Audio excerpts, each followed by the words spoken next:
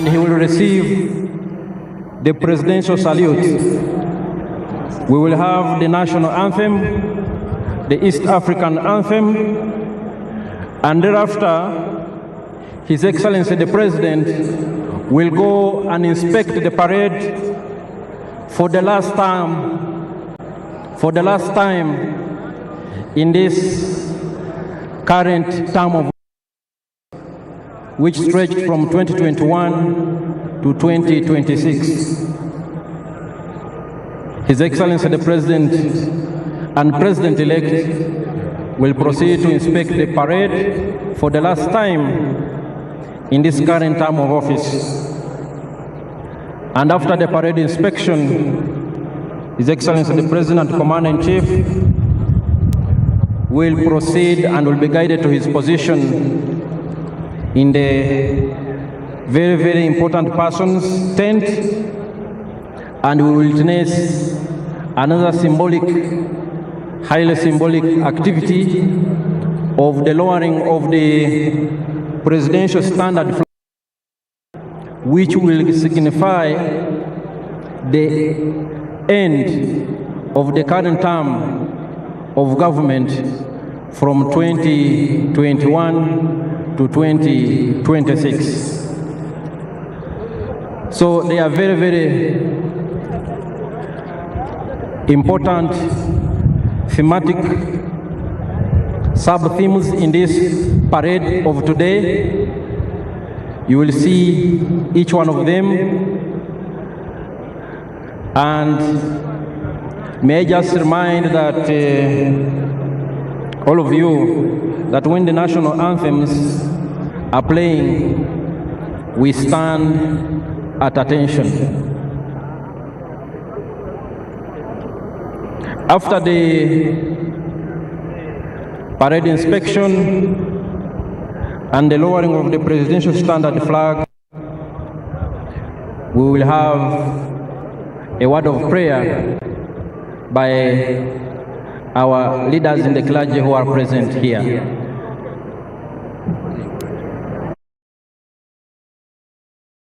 Ladies and gentlemen, His Excellency the President of the Republic of Uganda has arrived.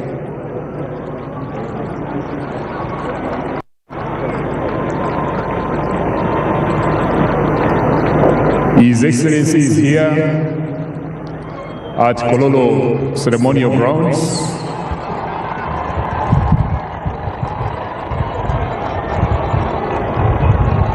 On this occasion of the swearing-in and inauguration ceremony,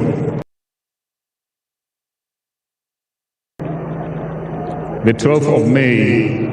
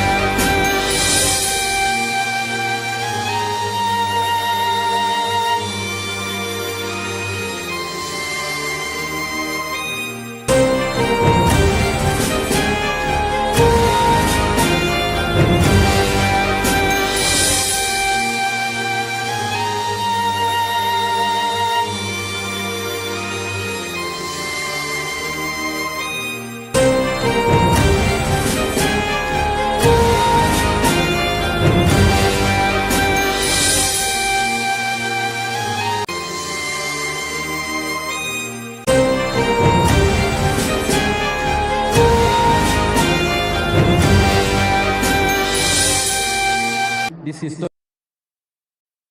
of the swearing in President and President-elect of the Republic of Uganda, His Excellency General Yoweri Kaguta Museveni.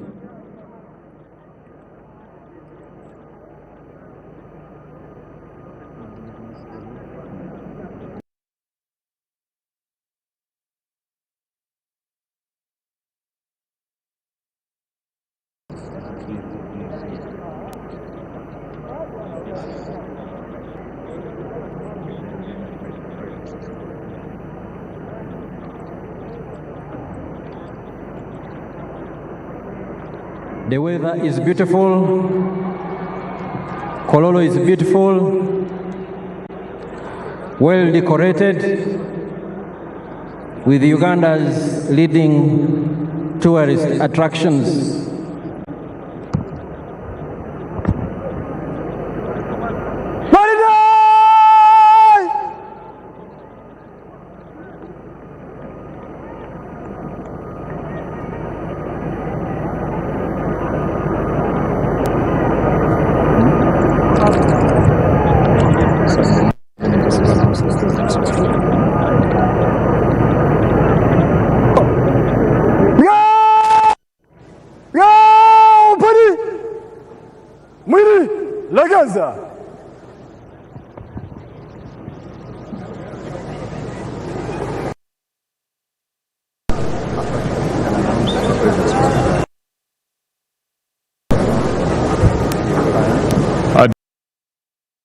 Ladies and gentlemen, we have their excellencies, the presidents of the following countries. His Excellency, the President of the Federal Republic of Somalia. We have Her Excellency, the President of the United Republic of Tanzania.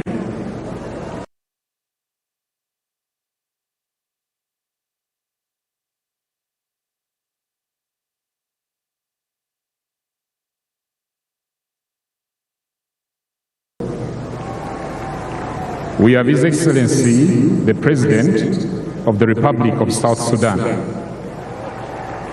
We have His Excellency, the President of Sahrawi Arab Democratic Republic.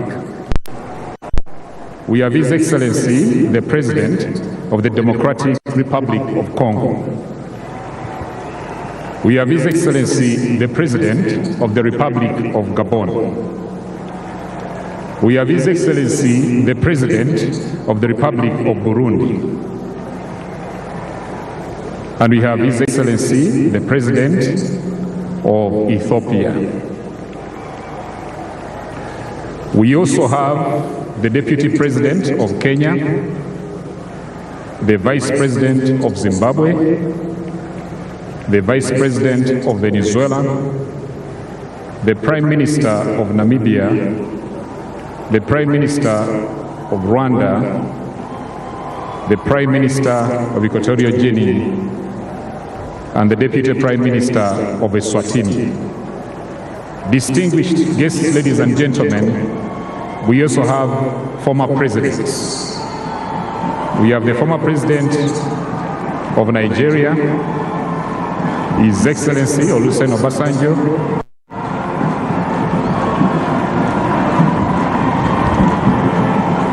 Ladies and gentlemen, His Excellency, the President of the Republic of Uganda, has arrived here at Kololo ceremonial grounds for the swearing-in and inauguration ceremonies.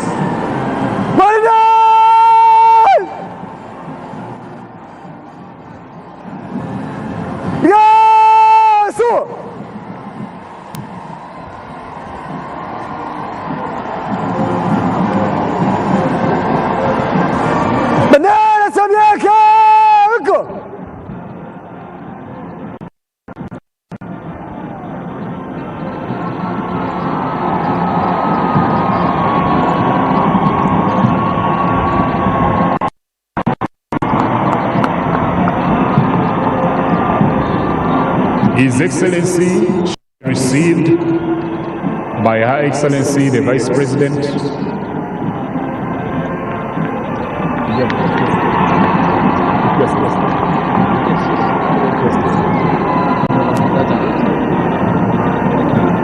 the Right Honorable Prime Minister,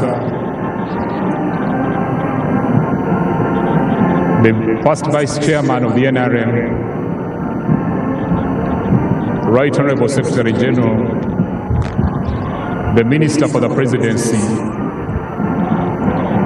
the Chief of Defense Forces,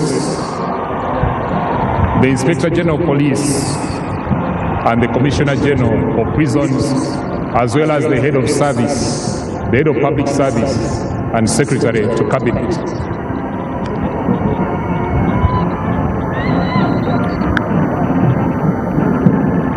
We welcome His Excellency, the President and President-elect, the Commander-in-Chief.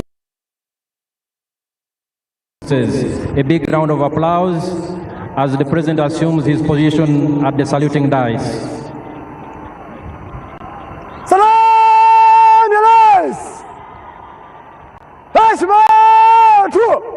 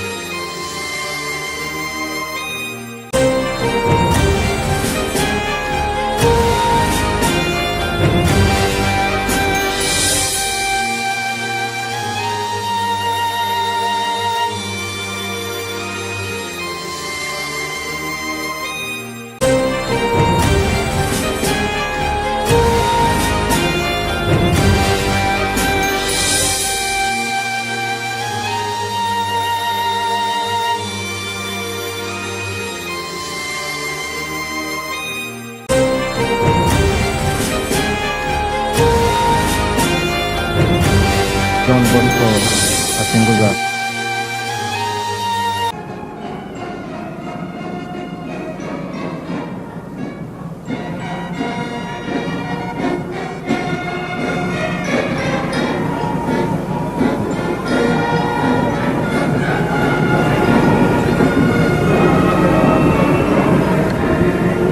Your Excellencies, distinguished guests, ladies and gentlemen, what you see before you is the modern, professional, and combat-ready and experienced elements of Uganda's armed forces, led by the UPDF.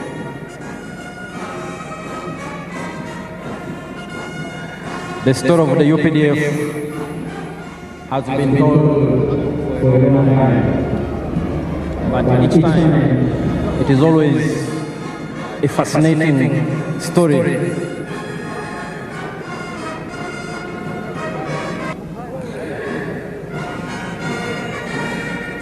The Uganda People's Defense Forces traces its humble beginnings to the National Resistance Army, a small guerrilla force that launched a people's protracted struggle in February 1981 after the rigged general elections in 1980.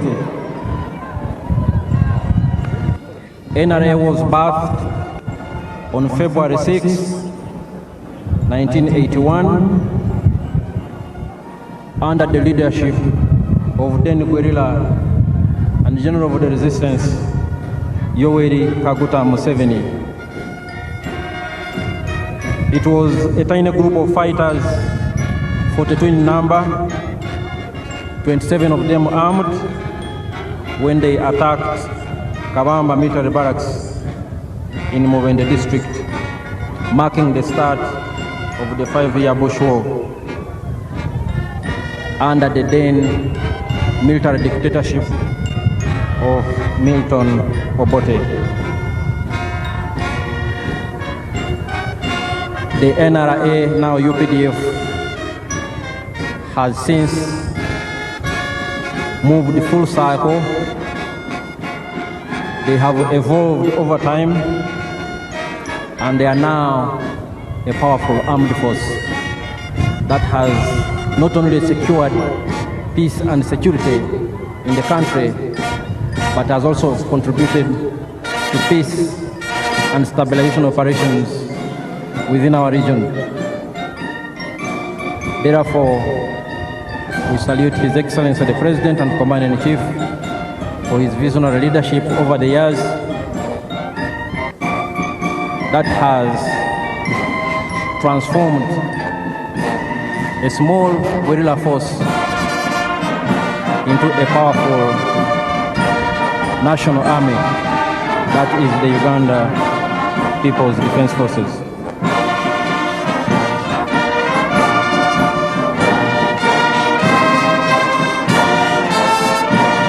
And as the parade progresses, when it is joined by the other arms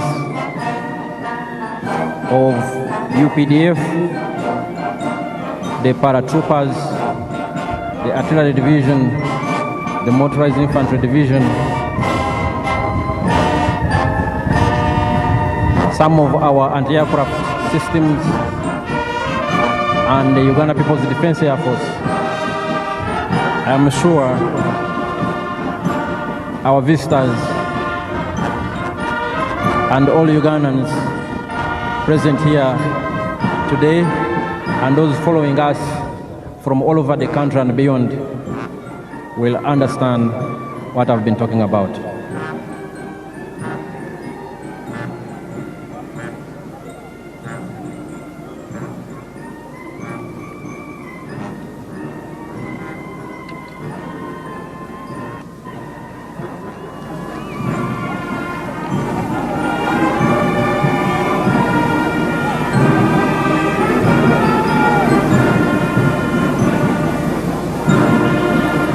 His Excellency the President and Commander-in-Chief, General Yoweri Kaguta Museveni,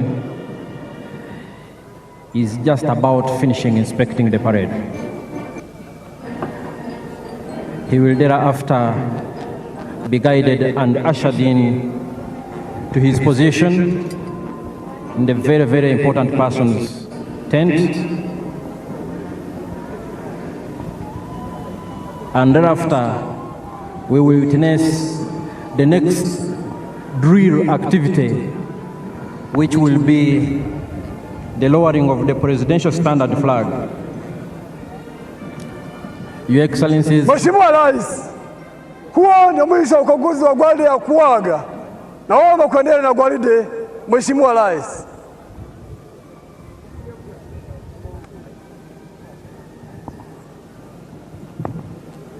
the parade commander has requested for permission from His Excellency the President and the Commander-in-Chief to proceed with the parade.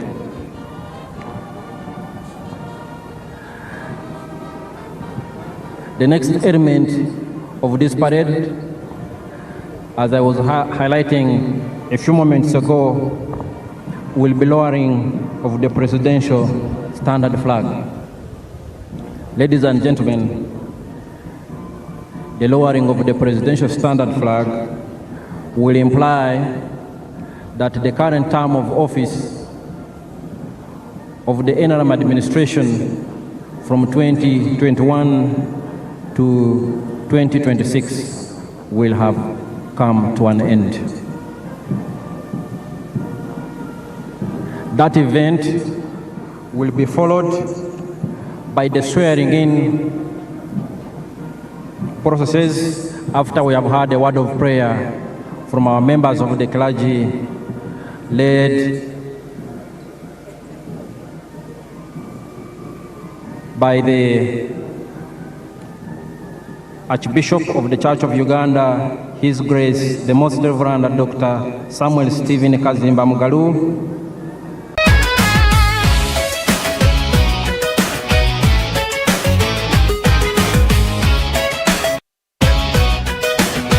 and Mubaje, the Mufti of Uganda.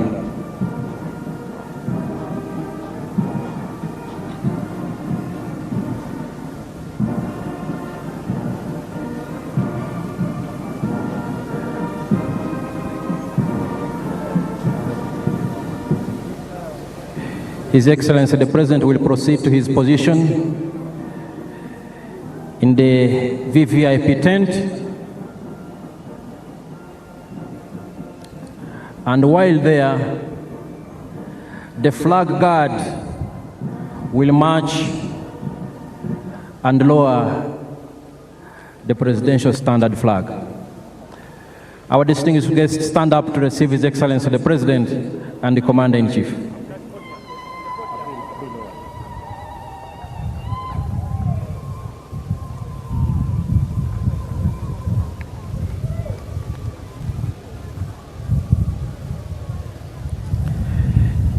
His Excellency the President is greeting his special guests, visiting heads of state and government from the East African region and beyond, and all our friends in the world who have come here. We are deeply honored by your presence, and we salute and appreciate your coming.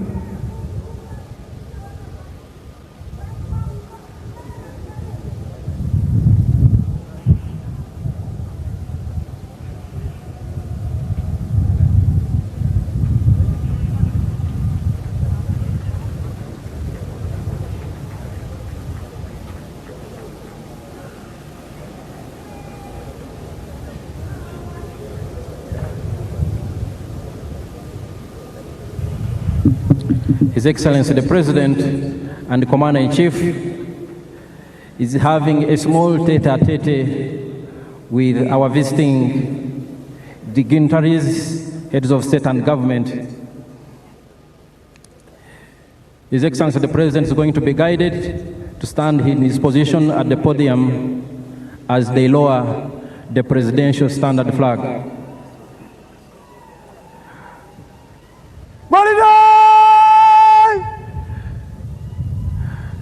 Parade Commander, His Excellency the President, is saying hello to his visiting guests.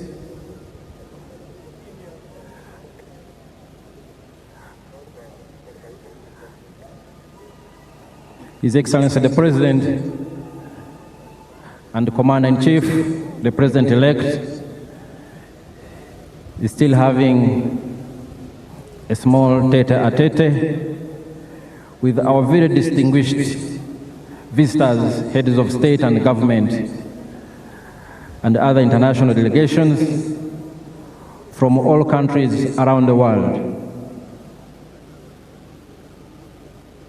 We are honored and deeply appreciate the presence of all those who have traveled from far and wide to join Ugandans and His Excellency the President-elect as he is sworn in for another historic term of office from 2026 to 2031. Ugandans have expressed their confidence in His Excellency's visionary leadership, and they granted him another popular mandate. His Excellency the President will take his position and remain standing as we lower the presidential standard flag. Parade Commander.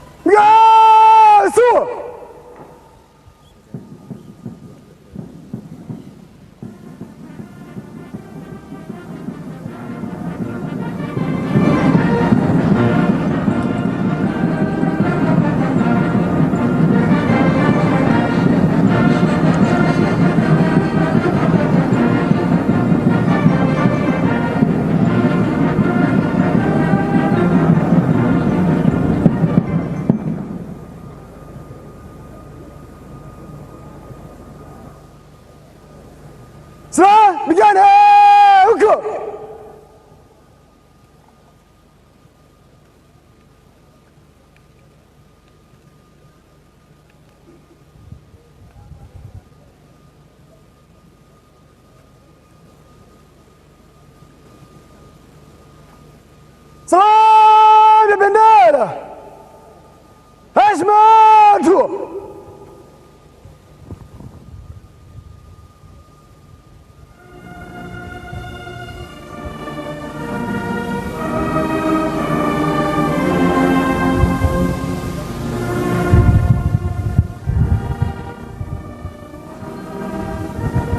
The lowering of the presidential standard flag.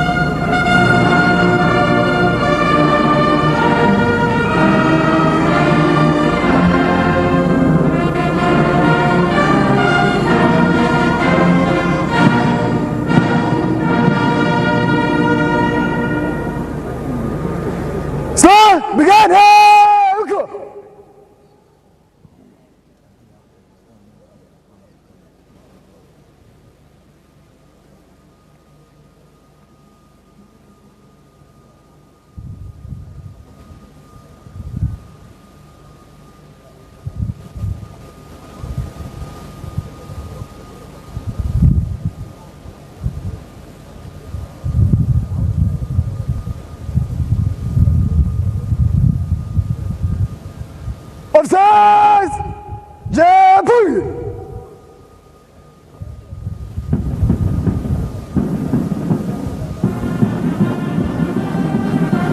Your Excellencies and distinguished guests, ladies and gentlemen, what you've just seen has been the lowering of the presidential standard flag, marking the end of the current term of office of the NRM administration. Tarabusa bendera! Jeopardy! Mwili Lagaza! Marking the end of the NRM administration from 2021 to 2026. We will shortly embark on another one after the swearing-in processes. But first, we will have prayers by our distinguished eminent members of the clergy. Your Excellency, General Yoweri Kaguta Museveni, President-elect, Your Excellencies visiting heads of state and government, distinguished ladies and gentlemen, allow me to introduce the directors of ceremonies for today's occasion. And the director of ceremonies is none other than Her Excellency Jessica Alupo, who shall be leading us through the swearing-in procedures. She is assisted by myself, Vincent Bajire, from the Ministry of Foreign Affairs, Colonel Chris Magezi of the UPDF, and Maurice Mugisha of the Uganda Broadcasting Corporation. With that, Your Excellency, allow me to invite the clergy to lead us in a prayer of invocation, and they'll be led by Right Reverend Associate Professor Fred Sheldon Mwesigwa, the Dean of the Province of the Church of Uganda, representing the Most Reverend Stephen Kazimba Mugalu, the Archbishop of the Church of Uganda. We shall also have His Eminence, Sheikh Shaban Ramadan Mubaje, the Mufti of Uganda, leading us in the prayers. You're welcome, gentlemen.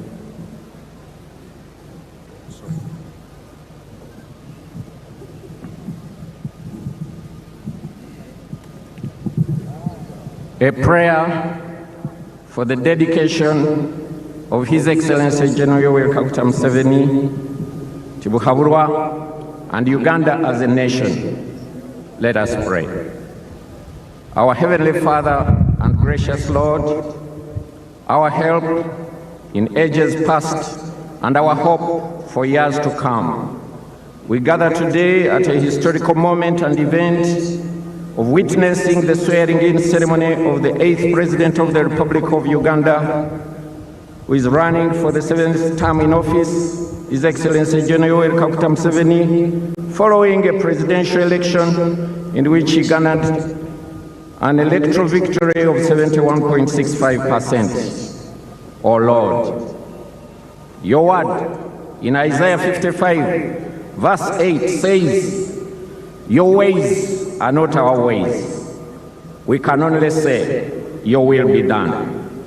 We thank you, dear Lord, for the healing and recovery of the First Lady, Mama Janet Museveni, and we continue to pray for her. And we thank you for the support she gave her husband during elections. We commit into your hands the First family. May you give them to good health, wisdom, and strength. Loving Father, we thank you for the Republic of Uganda as a nation that you have lavished your love upon, as exemplified by the different tribes that continue to live in harmony, the different religious and faith communities, the good soils for farming, minerals, oil and gas, the thriving flora and fauna, the beautiful climate that is conducive for habitation and production, but above all, the welcoming and genuine nature and character of Ugandans. It is this nation, dear Lord, which we as Christians, who comprise 84% of the population as per the 2024 census report, that we hereby dedicate, and at whose helm is His Excellency General Kaguta Museveni, whom we look to steer to greater heights of peace, unity, and progress. And lastly, dear Lord, we pray that you give wisdom to His Excellency the President, guided by you to identify the best of the best leaders who are hardworking, conscientious, trustworthy, and corruption-free, that will assist our cherished nation, Uganda, to make a leap forward in the middle-income status. I pray all this in the matchless name of our Lord and our precious Savior, Jesus Christ. And the peace of God, which passes all understanding, keep your hearts and minds in the knowledge and love of God and of His Son, Jesus Christ, and the blessing of God Almighty, Father, Son, and the Holy Spirit, keep you, Your Excellency, Mama Janeti, and the family. Keep the nation of Uganda now and always.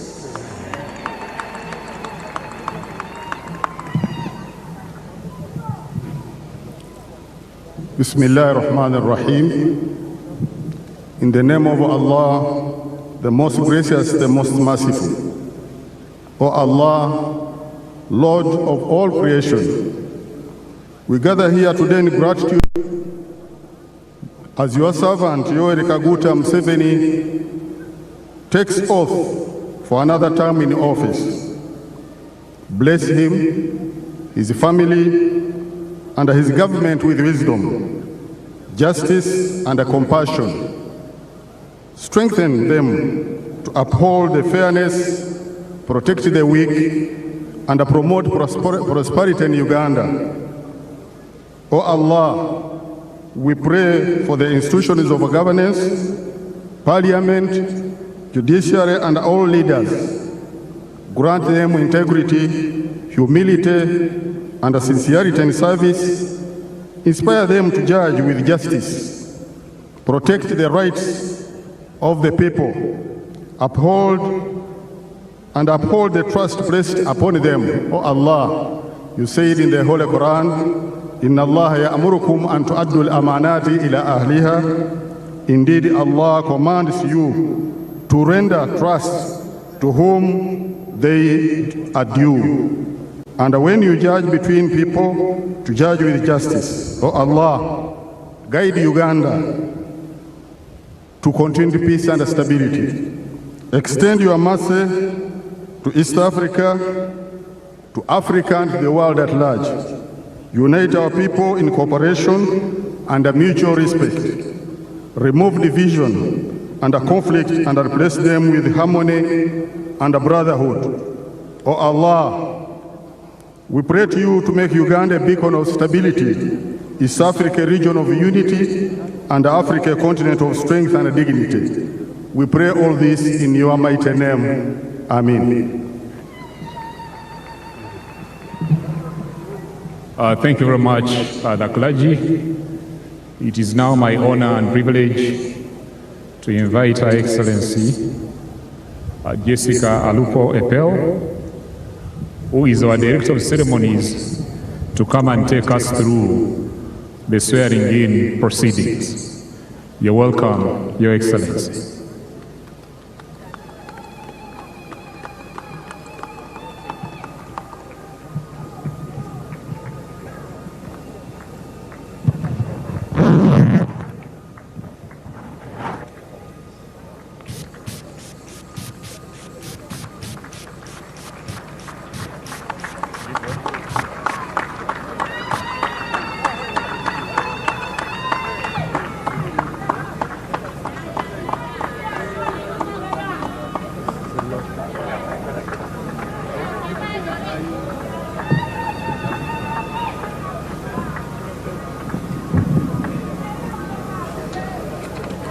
Your Excellency, General Yoweri Kaguta Museveni, President of the Republic of Uganda, President-elect, Your Excellencies, visiting here. Cuando por fin estás por hacer ese viaje soñado, seguro está quien te ayuda a que no se te olvide nada. Heads of delegations,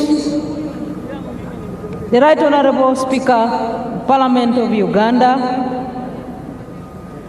and your colleagues, speakers of various national assemblies, who will be introduced later. The Right Honorable Chief Justice Flavian Zeija, the first National Vice Chairman of the National Resistance Movement, the Right Honorable Prime Minister, Honorable Robin Anabanja, the Secretary General of the National Resistance Movement, and your colleagues, the Secretary Generals of the ruling parties from across Africa and beyond, Your Excellencies, heads of delegations and diplomatic missions, distinguished ladies and gentlemen in your respective capacities, ladies and gentlemen,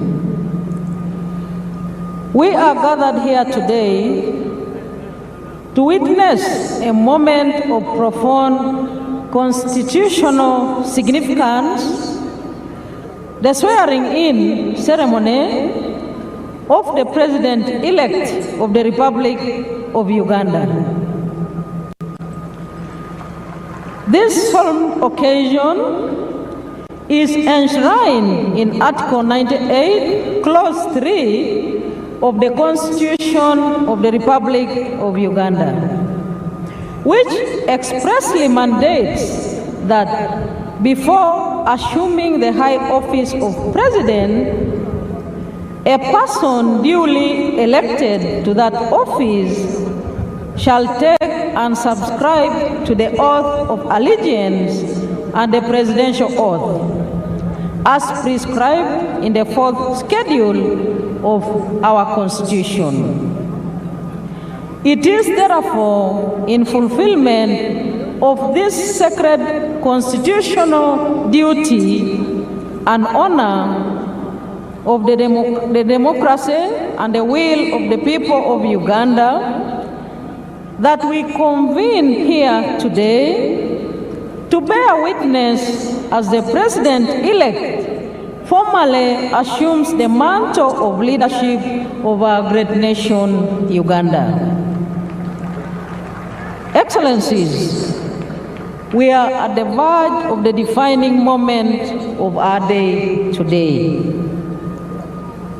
As I have just said, I now take this opportunity to invite the chairperson of the Electoral Commission to proceed to the swearing-in podium for the swearing-in and inauguration protocols. Justice Simon Biabakama, please take the stage.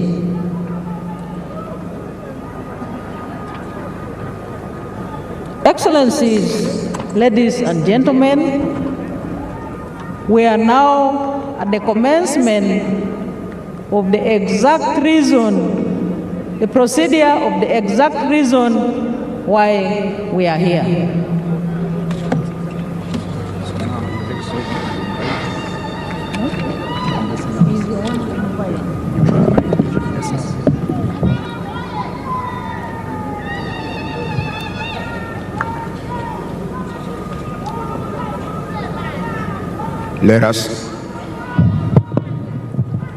Let us first give reverence to the Most High God, who has enabled us all to gather here,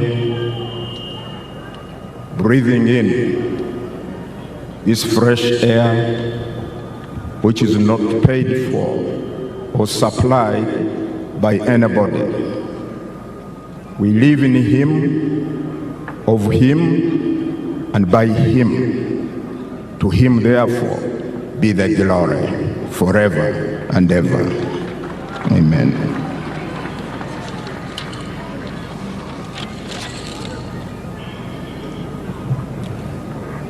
The President-elect, Yoweri Tuhaburwa Kaguta Museveni,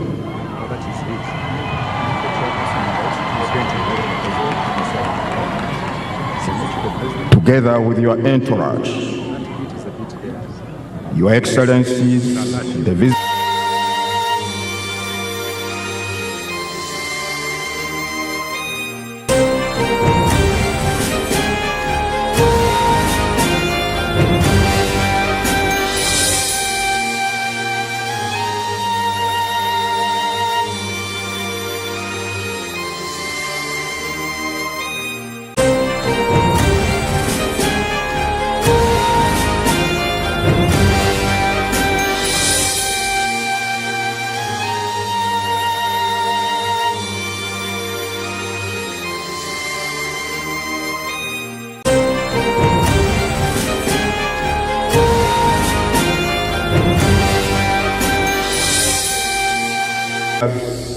Of delegations and representatives of government,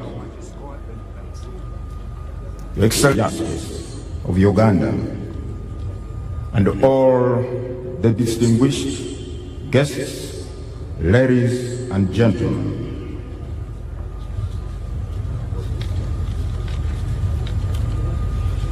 Let me have the honor, first of all, to introduce to you my colleagues, the members of the Uganda Electoral Commission, with whom we strive to navigate through the, at times, turbulent electoral waters.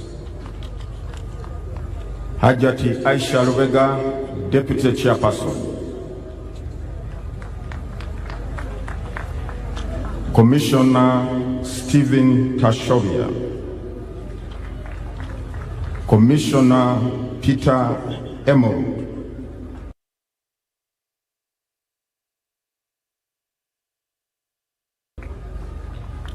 Commissioner Caroline Bainemadu,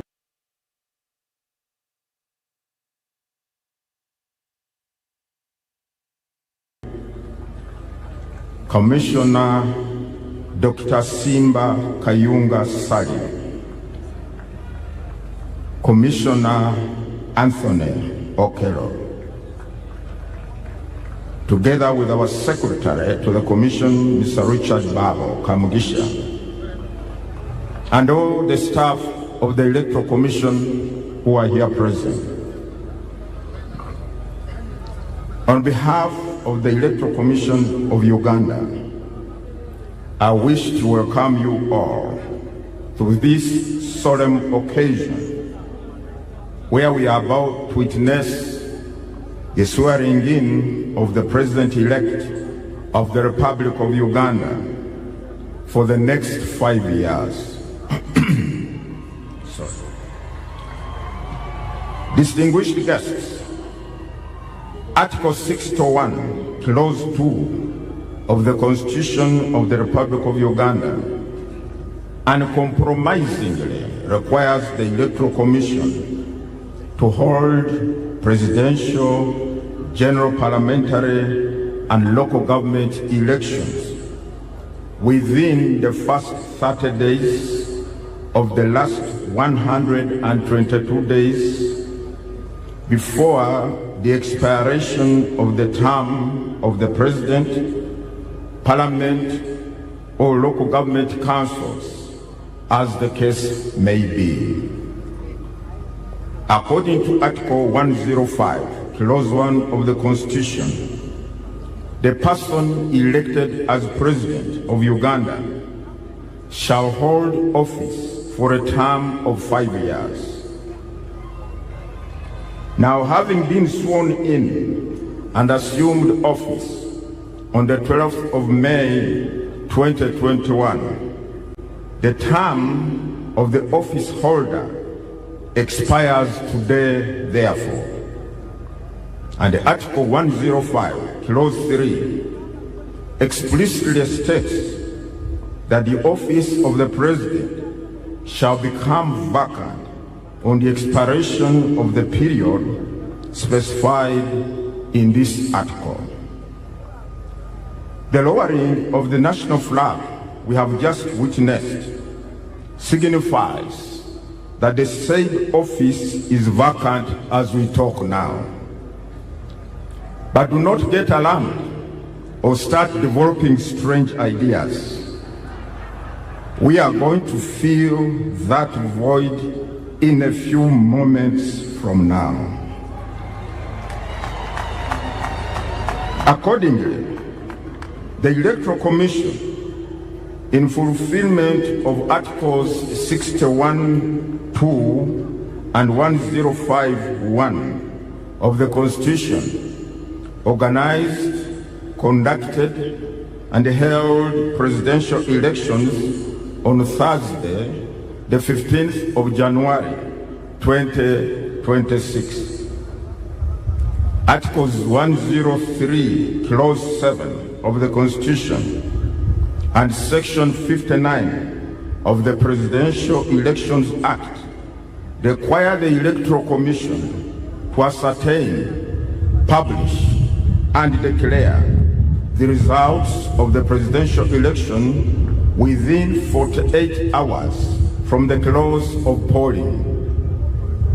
I'm glad to announce the Electoral Commission accomplished that onerous task on the 17th of January 2026 when it declared the final results.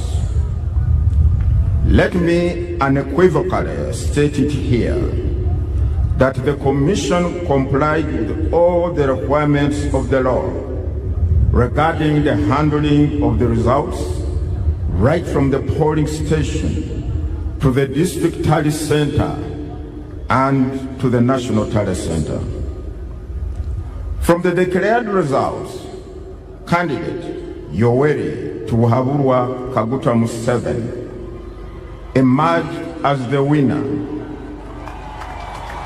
he having satisfied the requirements of Article 103, Clause 4 of the Constitution and Section 54, Subsection 4 of the Presidential Elections Act, which stipulates that, I quote, a candidate shall not be declared elected as president unless the number of votes cast in favor of that candidate at the presidential election is more than 50% of the valid votes cast at the election. End of quote. Candidate Yoweri Kaguta Museveni obtained 71.6% of the valid votes cast, which was well over and above the 50% threshold, and was therefore declared elected president. I do congratulate you, candidate Yoweri Kaguta Museveni, for being elected president of the Republic of Uganda for another term.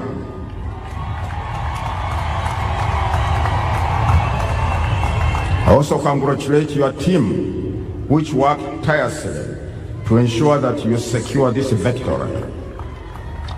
I also congratulate all the candidates who offered themselves and participated in the presidential, parliamentary, and local government councils elections.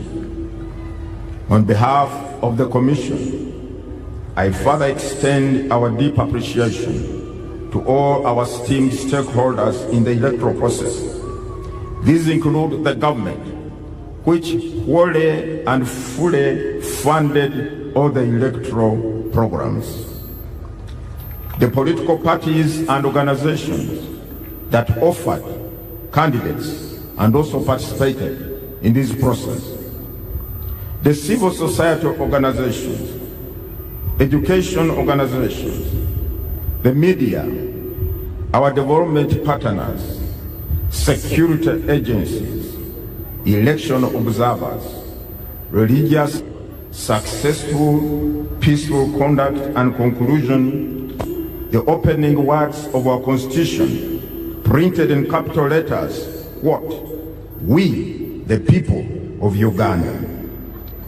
On the 15th of January 2026, the millions of citizens who are registered voters left their homes and proceeded to their respective polling stations.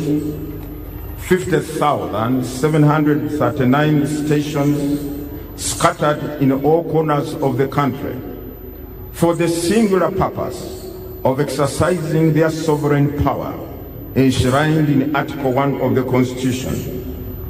The said article expressly states that, quote, "The people shall express their will and consent on who shall govern them and how they should be governed through regular, free and fair elections of their representatives or through referenda," end of quote. In so doing, the citizens of this country demonstrated their unflinching resolve and awareness that the destiny of this country lies solely in their hands. Further, that whatever the challenges or distortions on the democratic path, these can and shall always be resolved by Ugandans and here in this country. They rejected fear and embraced hope, realizing that the enormous potential available in this wonderfully gifted country can only be harnessed in an environment of peace and stability. They have therefore rejected any form of instability. It is for the same reasons that the people of Uganda maintained an environment of peace and tranquility, respecting one another as they calmly went about the business of casting their votes for the candidate of one's choice. I salute you, the citizens of this country, for enabling today's event to take place. Needless to say, if you are not going to go now, if you are not going out to vote in those polling stations, we probably, most probably, would not be here. And now, on behalf of the Electoral Commission, ladies and gentlemen, I have the honor to introduce to you all the President-elect, the one whom, out of 8 candidates, the people of Uganda preferred, Yoweri Tibuhaburwa Kaguta Museveni. And I would ask him to step forward and come to the podium. Mr. President-elect, can you please come to the podium?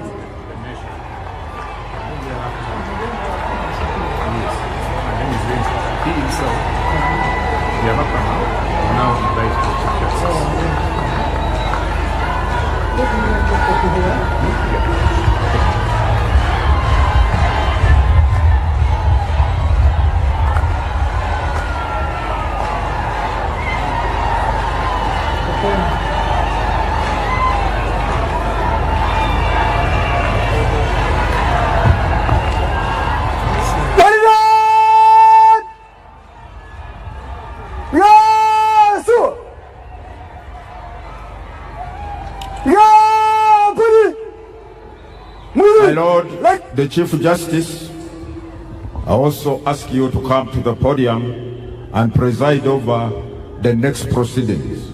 Chief Justice of Uganda, accompanied by the Chief Registrar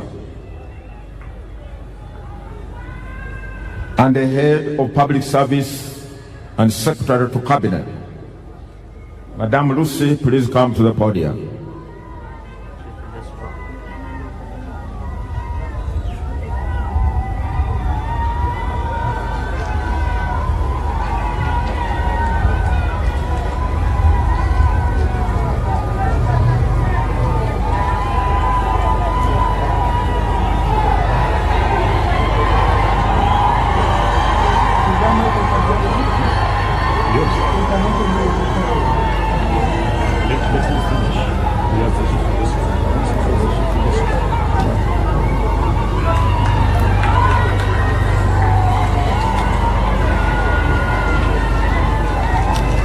Your Lordship, the Chief Justice of Uganda, I hereby present to you Yoweri Tibuhaburwa Kaguta Museveni,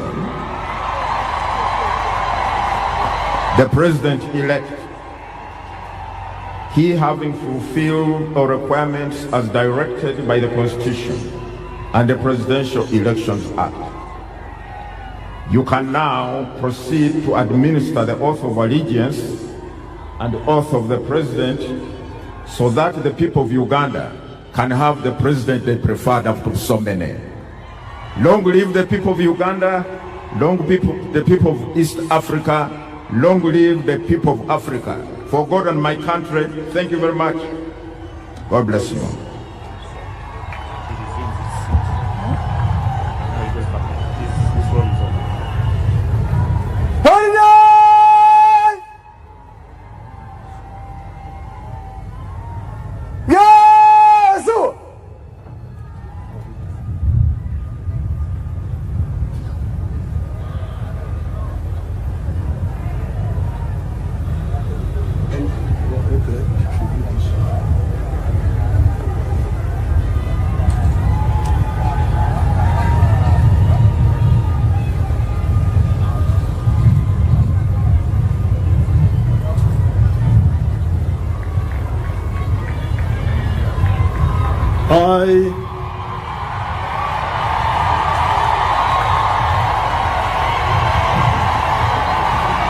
Yoweri Tibuhaburwa Kaguta Museveni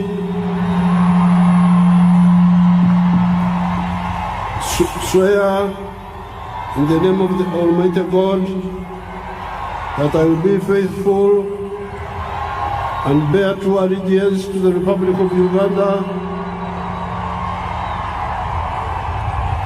and that I will preserve, protect, and defend the Constitution. So help me God.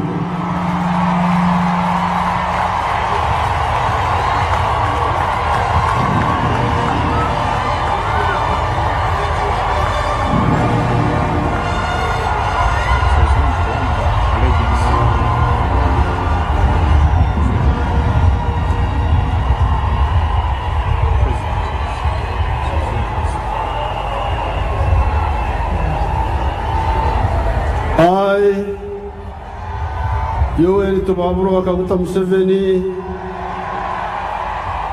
swear in the name of the Almighty God that I shall faithfully exercise the functions of the President of Uganda and shall uphold, preserve, protect, and defend the Constitution and observe the laws of Uganda, and that I shall promote the welfare of the people of Uganda. So help me God.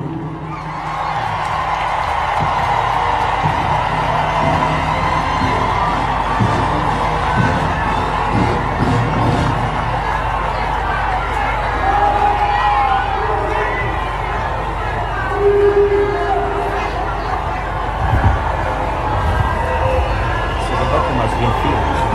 The document has been filled.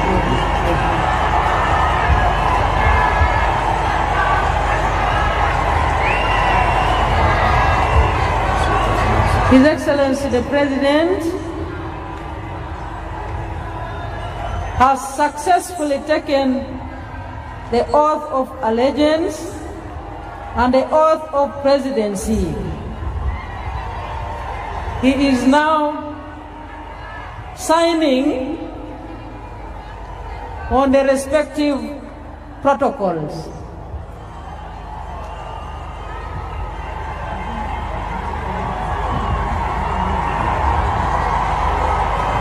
Excellencies, invited guests, ladies and gentlemen, we now have a new president.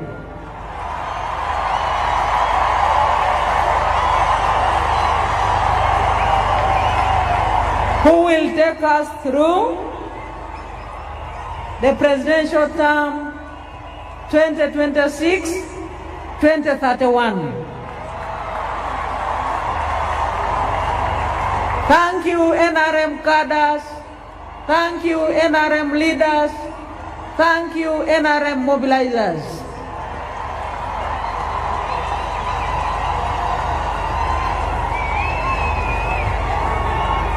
His Excellency the President is signing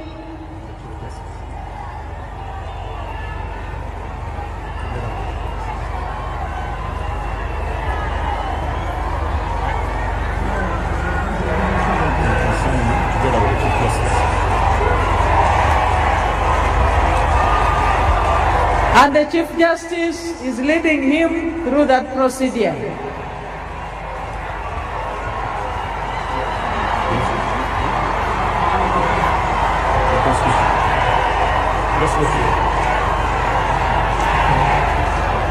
His Excellency the President will now receive the instruments of power of the Republic of Uganda.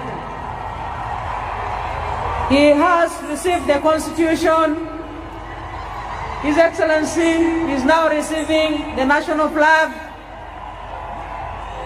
Those are the instruments of power.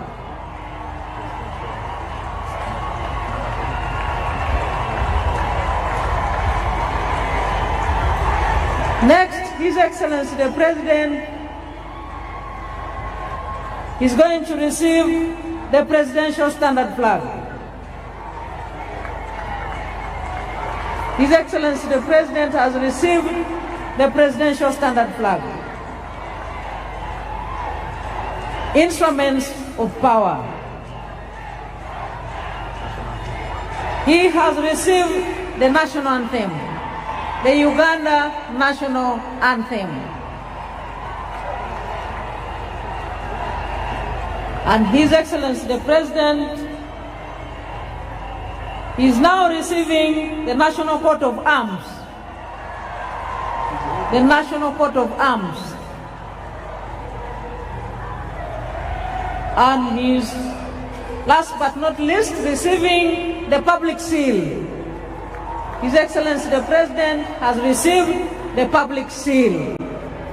So our newly elected President, who has successfully been sworn in and inaugurated, has received all the 6 instruments of power. Yes, sir. The Constitution, the national flag, the Presidential Standard Flag, the national anthem, the National Coat of Arms, and the public seal.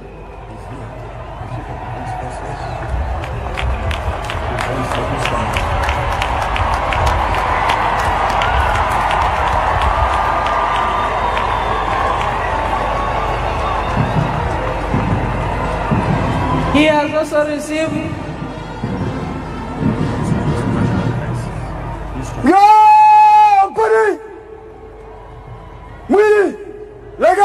the Chief of Defense Forces has handed over to His Excellency the President the instrument of power of the Republic of Uganda.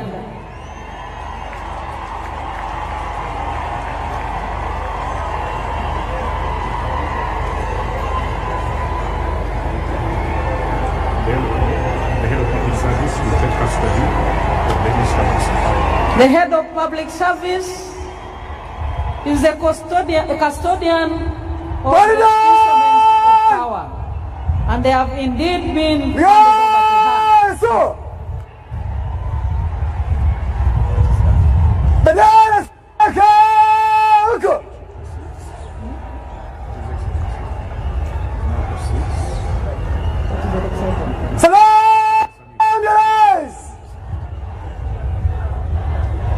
His Excellency the President is now proceeding to receive the national service. Parade Commander.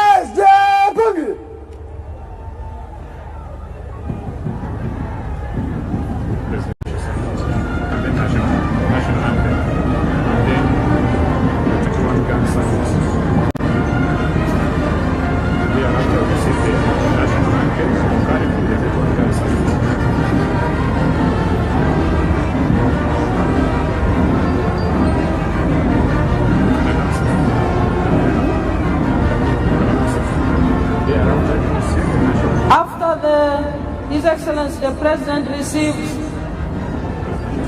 the presidential salute, we shall have the national anthem concurrently with the 21-gun salute.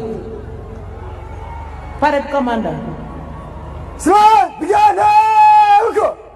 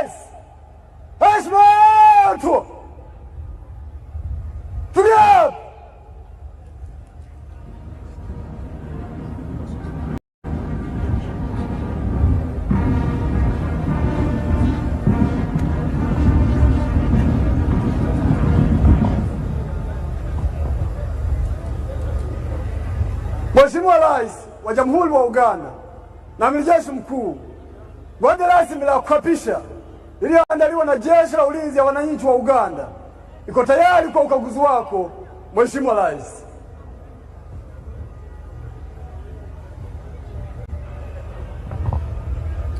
His Excellency the President is now proceeding to inspect the parade for the first time as the newly inaugurated President of the Republic of Uganda.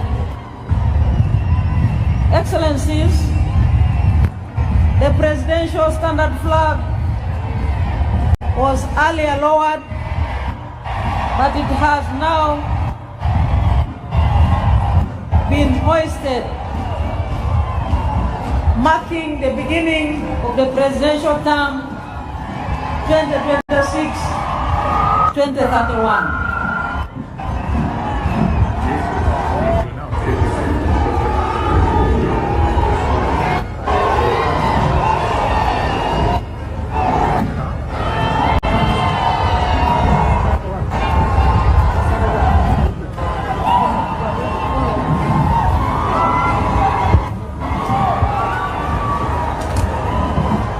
Your Excellencies, distinguished guests, ladies and gentlemen, a very big round of applause to Her Excellency, the Vice President, Honorable Jessica Lupo, for managing very well that segment of the program. We earlier on saw the President take the oath of allegiance, the oath of the President, and then receive the instruments of power of the Republic of Uganda. He also received the instruments of national defense from the Chief of Defense Forces and Senior Presidential Advisor, Special Operations General Museveni, and those included the shield and the scimitar or the General's sword, and they were well received, and we now have the President fully in charge as willed by the majority of the people of Uganda on 15th January 2026. His Excellency the President is inspecting the parade, which is now in the Alpha and Omega formation for the first time as President in the new term 2026-2031. His Excellency the President and Commander-in-Chief is accompanied by the Chief of Defense Forces and Senior Presidential Advisor for Special Operations, General Museveni, and the Parade Commander, Brigadier General John Bosco Asinguza.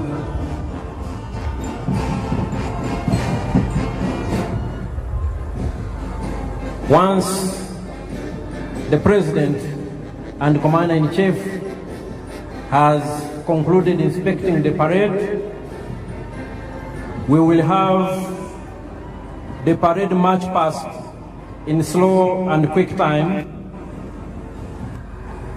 and also an arms display of selected UPDF arms.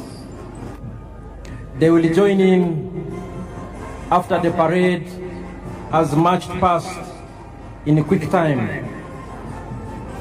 And the UPDF arms expected to join the parade are the UPDF paratroopers under the Special Forces Command,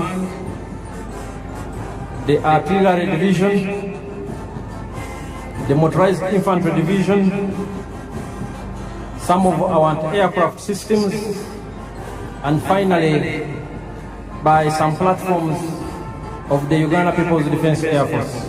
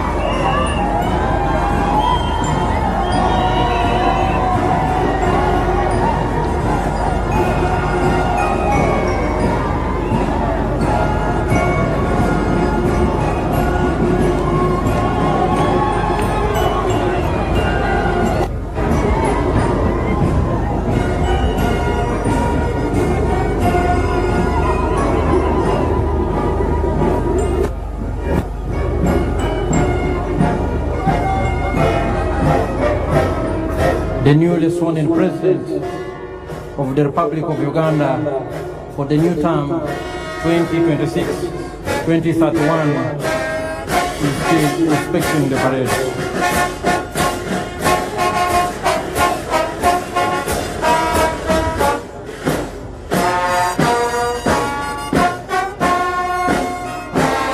The UPDF arms that will join the parade later on are the paratroopers, the artillery division, the motorized infantry division, anti-aircraft systems, and the Uganda People's Defense Forces.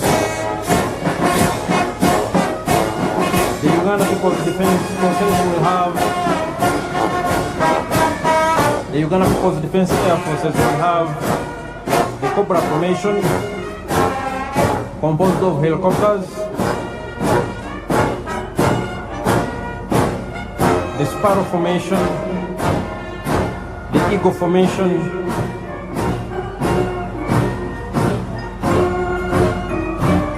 the Puma formation, and the Tiger formation.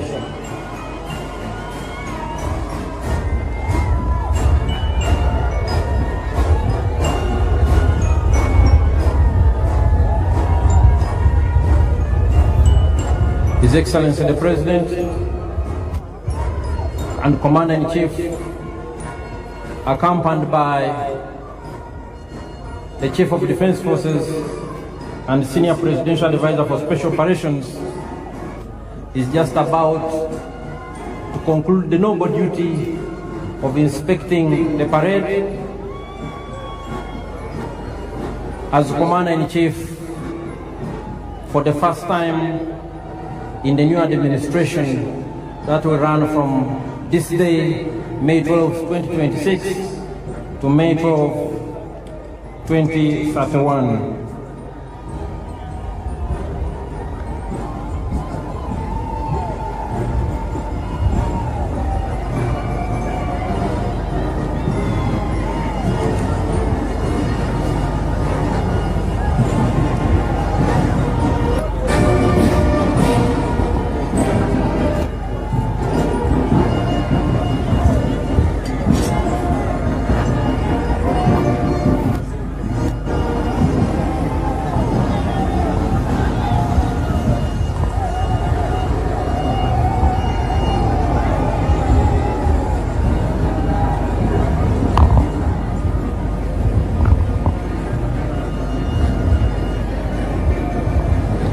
Mheshimiwa Rais, huo ndio mwisho wa ukaguzi wa gwaride ya kuapisha.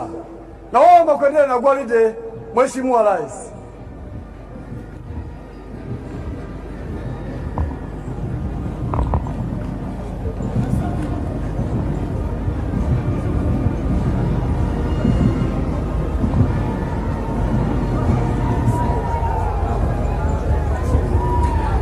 Your Excellencies, distinguished guests, ladies and gentlemen, His Excellency the President-elect, now sworn-in President of the Republic of Uganda and Commander-in-Chief of the UPDF, has finished inspecting the parade.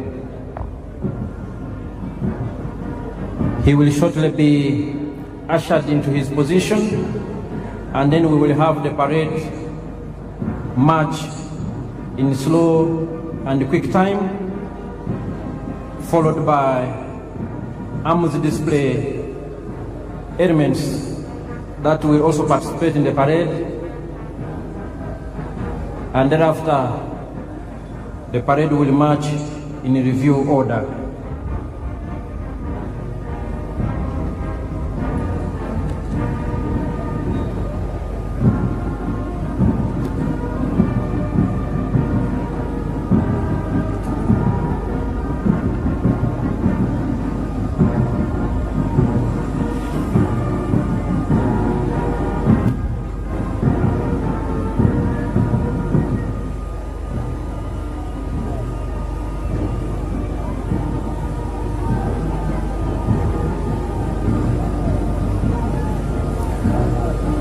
Earlier on, we witnessed the noble and constitutional duty performed by the chairperson of the Electoral Commission and the Chief Justice of the Republic of Uganda. We also thank Her Excellency the Vice President, for managing that part of the program very well.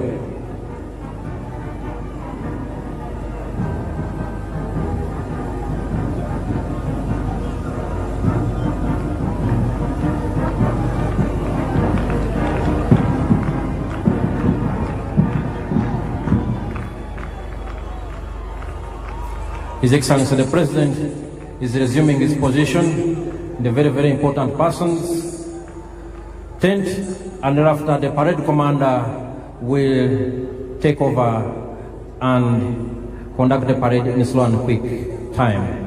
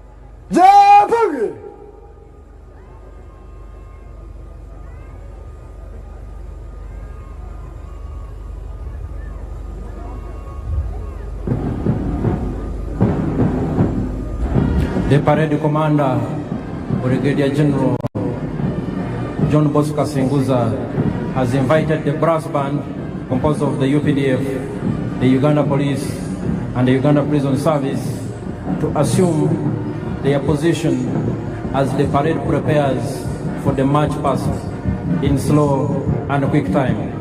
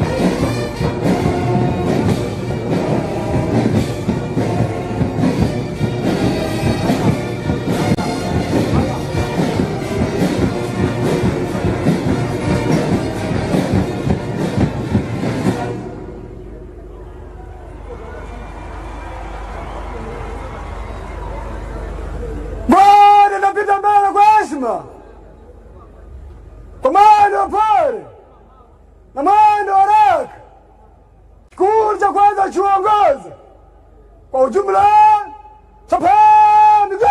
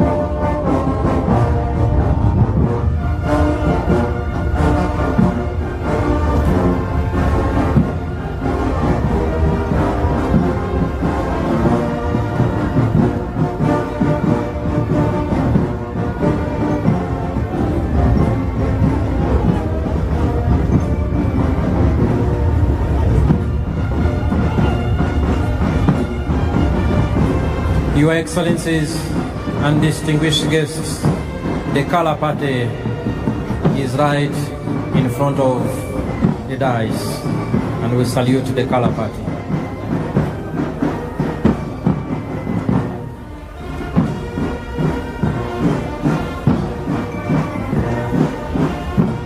Your Excellencies and distinguished guests, the parade is now in slow march. Enjoy the parade.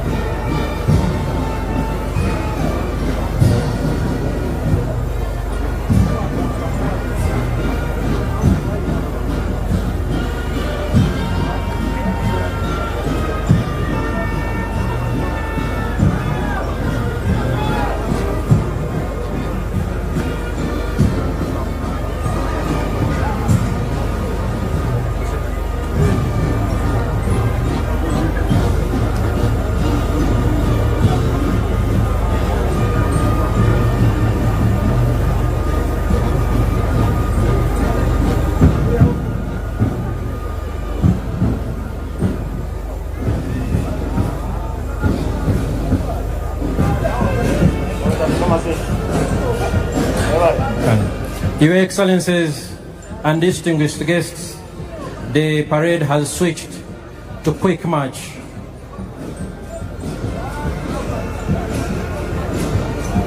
And at the end of the quick march, we will have UPDF arms that I earlier pointed out joining the parade. The paratroopers under the Special Forces Command, the Artillery Division, the Motorized Infantry Division, some of our anti-aircraft systems, and the air platforms of the Uganda People's Defense Air Force. A very colorful parade on a very auspicious occasion, and the weather is beautiful indeed. Just what we would have wished for.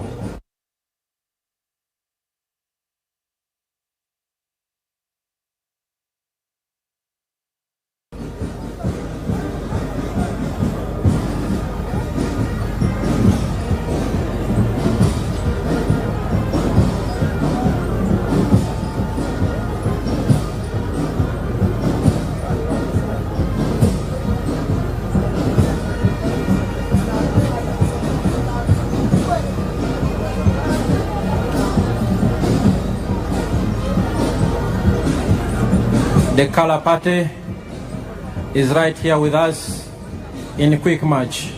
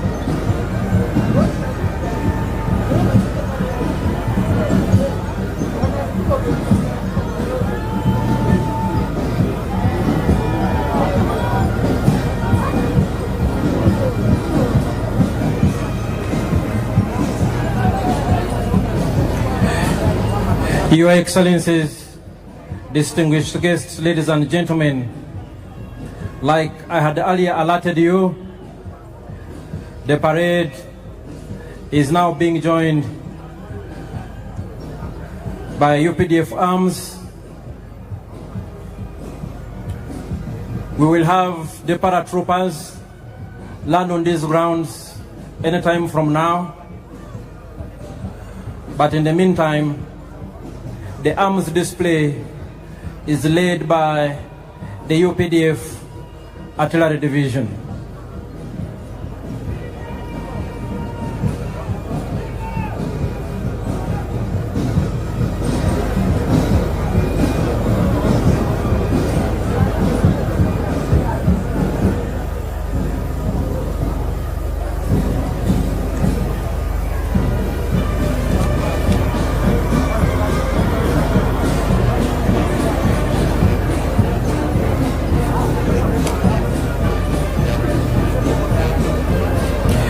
Your Excellencies, distinguished guests, ladies and gentlemen,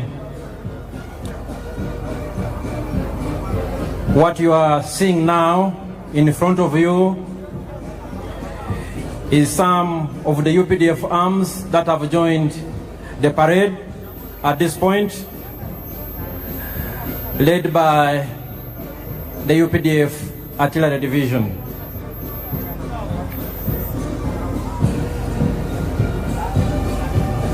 Your Excellencies and distinguished guests, the story of the UPDF has been told for a long time, but every time the story is as fascinating to listen to as the first time. The UPDF traces its humble beginnings to the National Resistance Army, a small guerrilla force that launched a protracted people's struggle in February 1981 under the indefatigable leadership and visionary leader of the resistance, General Yoweri Kaguta Museveni. This was a small and tiny group of fighters, 42 in number, 27 armed, which attacked Kabamba on February 6, 1981. In 1986, the NRA became the National Army, and upon the adoption of the 1995 Constitution, was renamed the Uganda People's Defense Forces.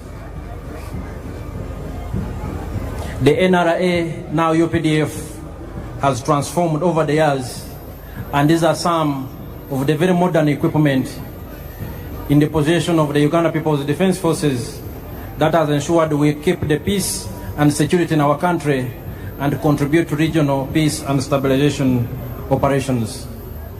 Your Excellencies and distinguished guests, in front of you are still elements of the UPDF Artillery Division.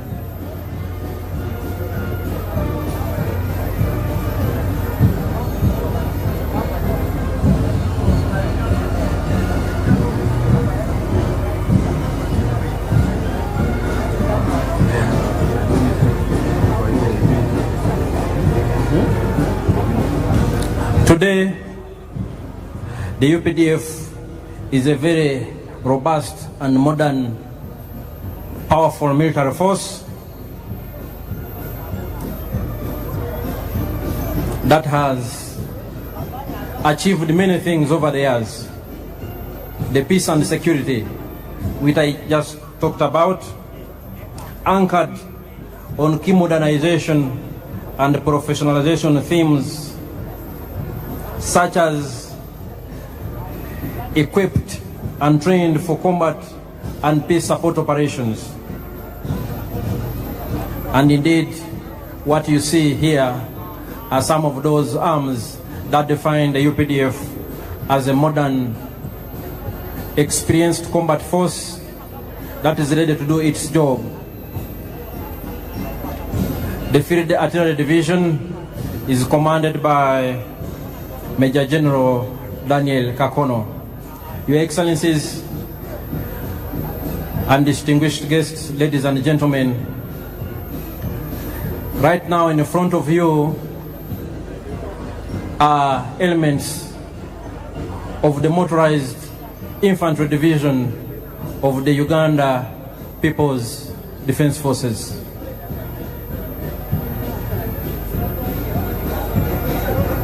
These are armored fighting vehicles, very important force multipliers on the battlefield that work closely with infantry troops to achieve our military objectives.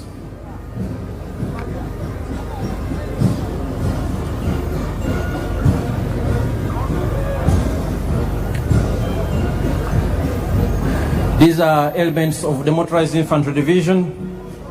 The UPDF is equipped and trained for combat, and we are ready for any assignment as guided by the President and the Commander-in-Chief.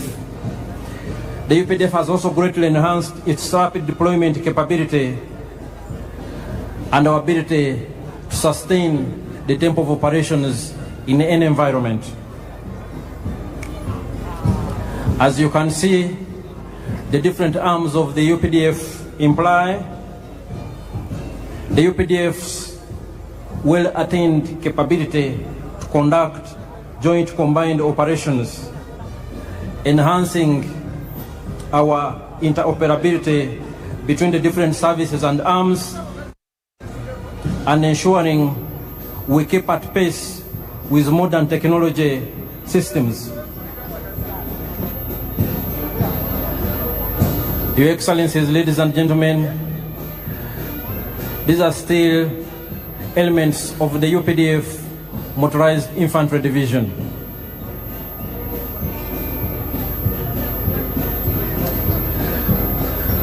As a modern, well-constituted and organized People's Army, the UPDF is made up of 4 services. We have the Land Forces, the Air Forces, the Special Forces Command, and the Reserve Force.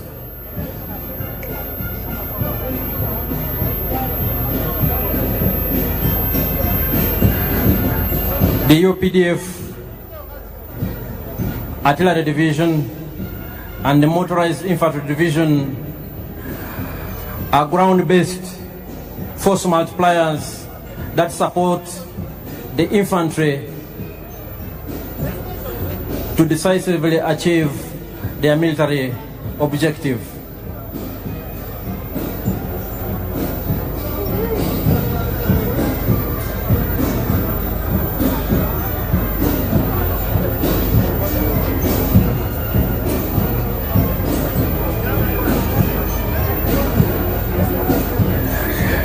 The Uganda People's Defense Forces are well trained, well equipped, and there is no task that is too difficult for the UPDF to achieve. Indeed, as a reminder, and especially as information for some of our visitors today,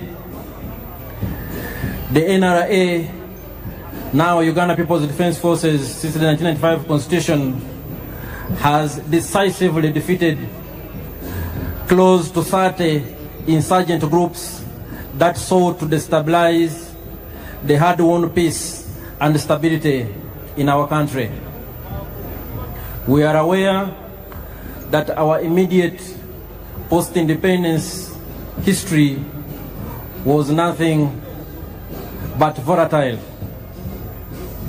a period of great instability that was characterized by military dictatorships and governments of the day that had no respect for human rights, that instituted state-inspired violence against defenseless citizens. And as the Motorized Infantry Division concluded their march past, we are now joined, Your Excellencies and distinguished guests, by some of the UPDF anti-aircraft systems that have now also joined the parade.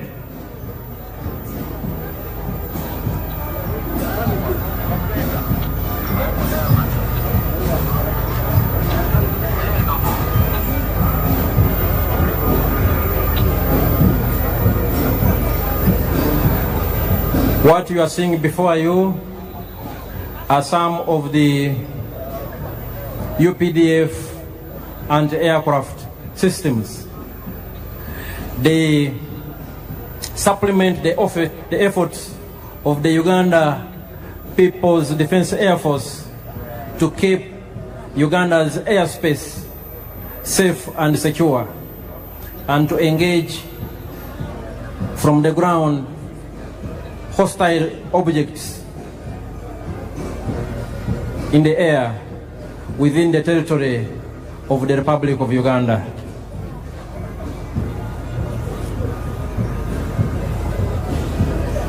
Your Excellencies and distinguished guests, The functions of the defense forces include the preservation and defense of our sovereignty and territorial integrity of this country.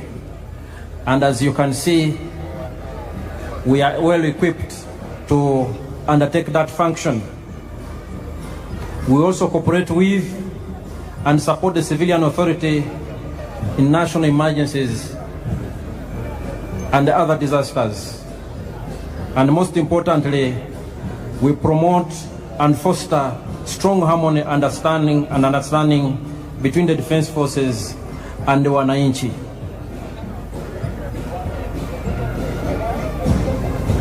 Your Excellencies, before you are still some of the systems of the Uganda People's Defense Forces and aircraft capabilities. They are part of this parade.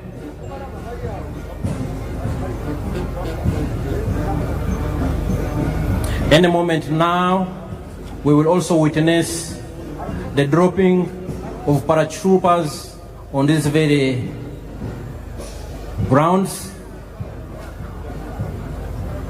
The other arm of the UPDF, the Uganda People's Defense Air Force, will also join the parade any moment from now, approaching these parade grounds from the eastern direction.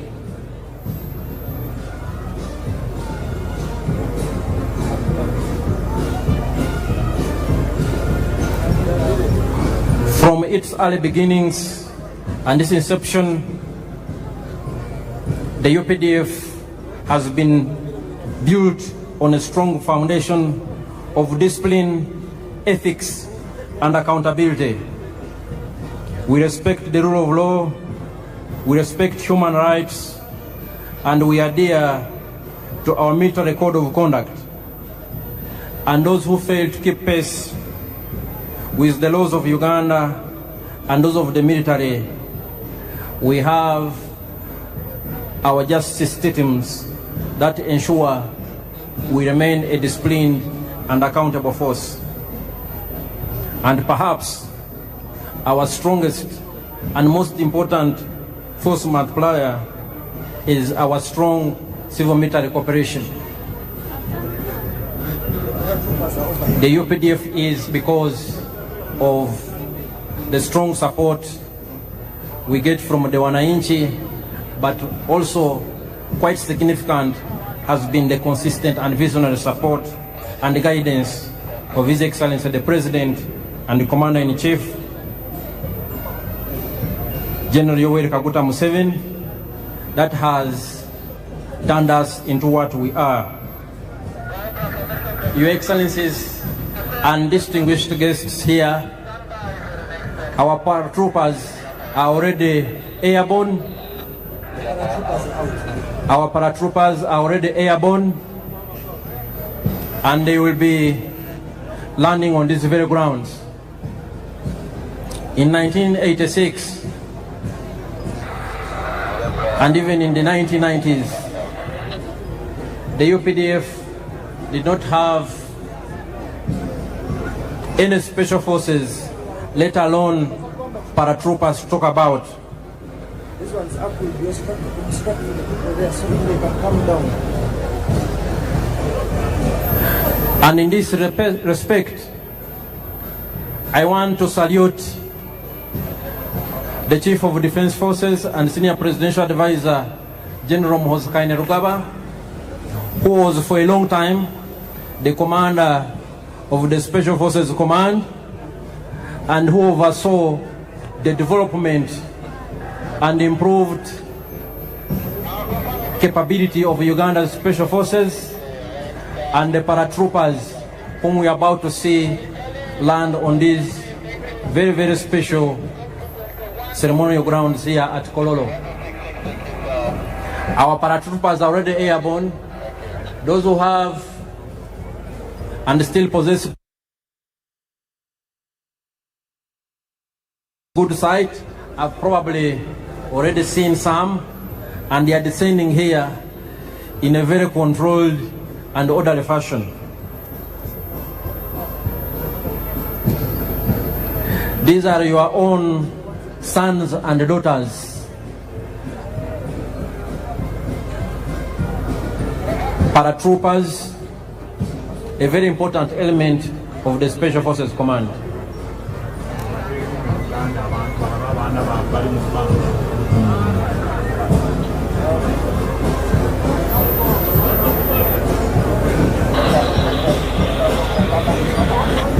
Mwena batulaba Abannayuganda abali wano n'abagenyi baffe abakulu yonna gye muli,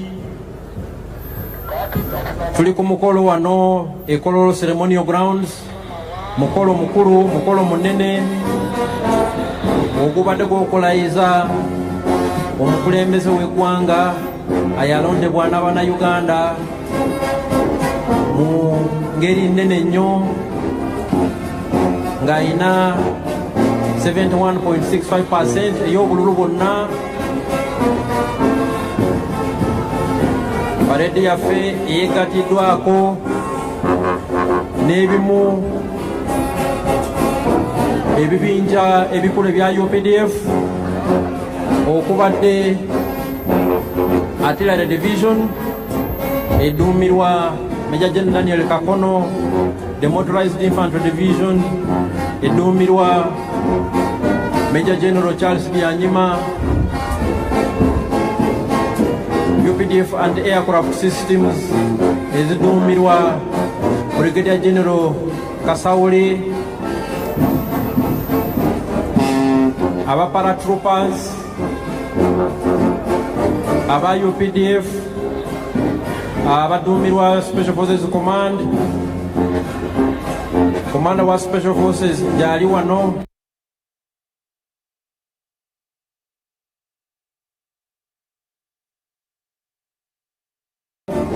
Major General David Mujisha, Special Forces Group, Brigadier General John Bosco Singuza, era nga ye Parade Commander olunaku olwaleero. UPDF ezimbye obukugu n'obumalirivu nti tusobola okukuuma eggwanga lyaffe bulungi. So waliwo omu paratrooper alandinze wano munamaje owa UPDF atuuse avudde mu bbanga.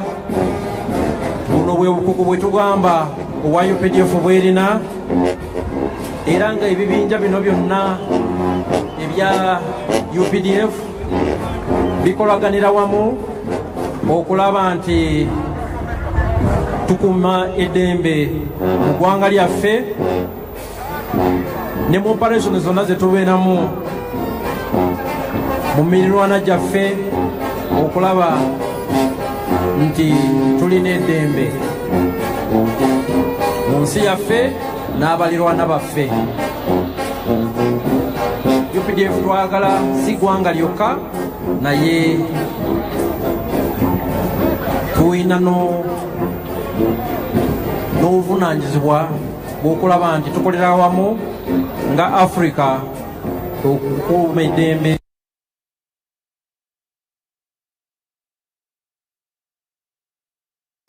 n'okulaakulanya kontinenti yaffe eya Africa.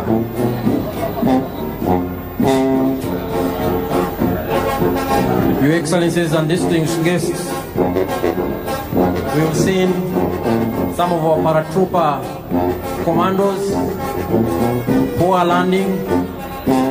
They descended from very high in the skies and they have joined the parade, and they were indeed part of the parade. Your Excellencies and distinguished guests, some of the air platforms of the Uganda People's Defense Air Force that I talked about earlier are inbound. They are approaching these parade grounds from the eastern direction. They are approaching these grounds from the eastern direction. They are led by the Cobra Formation. The Cobra Formation is composed of one Mi-17 helicopter piloted by Colonel Hassan Waiswa, and he is the pilot in command. It is in the front and it is carrying the national flag. We have another Mi-17 helicopter in the rear, and we have two escort attack helicopters, one Mi-24 helicopter gunship on the right and one Mi-28 helicopter gunship on the left. They are also part of the parade. And the pilot in command, Colonel Hassan Waiswa, has a message for His Excellency the President.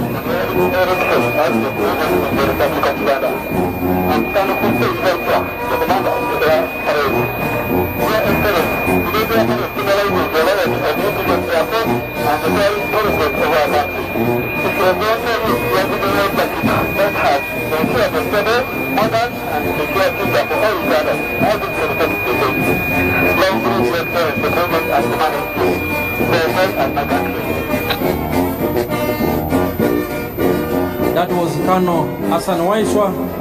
He has congratulated His Excellency the President for assuming the highest office in the land. Your Excellencies and distinguished guests, ladies and gentlemen, the different arms on display of the Uganda People's Defense Forces indicate our acquired capabilities to engage in joint combined operations. These elements work together to achieve one military objective. Here we have the helicopters in Cobra formation.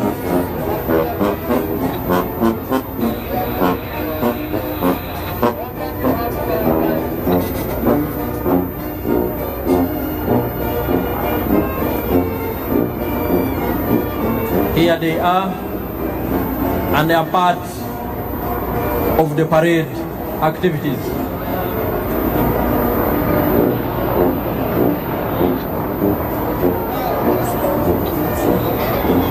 Your Excellencies and distinguished guests, the Cobra formation is followed by the Sparrow formation.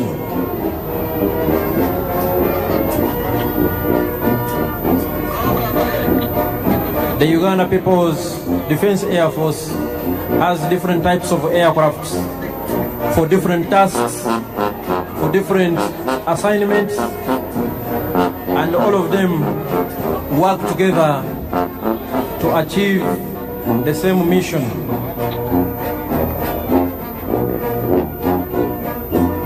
We have transport aircraft, we have combat aircrafts of all types, we have surveillance aircrafts of all types,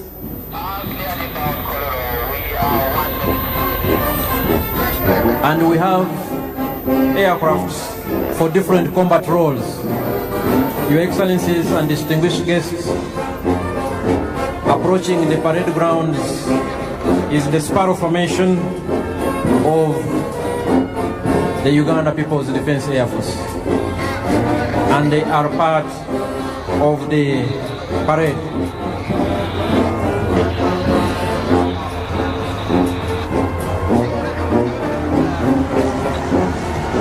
The parade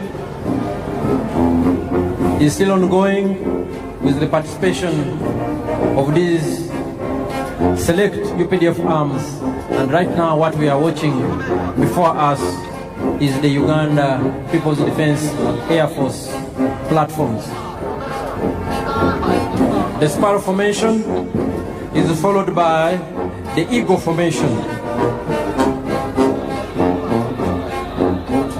All these aircrafts, ladies and gentlemen, are piloted by Ugandan pilots well trained, they know their job, and all Ugandans, wherever you are, you should be very proud of what your sons and daughters have been able to achieve.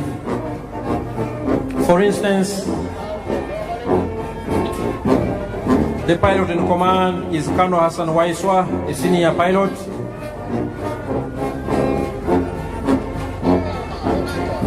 We have other pilots in helicopters we earlier saw, and flying overhead are the Eagle Formation, also of the Uganda People's Defense Air Force.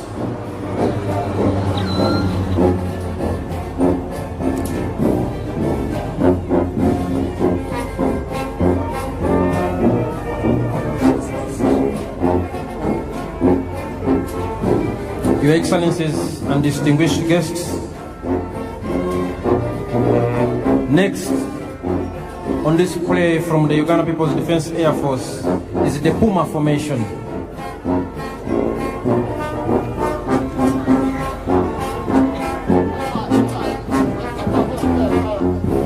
The Puma Formation is inbound here on the parade grounds. Puma 1, piloted by Captain Nathan Mwebaza, the pilot in command. Puma 2, piloted by Captain Ronald Baluku, the pilot in command. Puma 3, piloted by Captain Ronald Bogere, pilot in command. And Puma 4, piloted by Captain Stephen Bainomujisa, the pilot in command. And here they are, Puma Formation.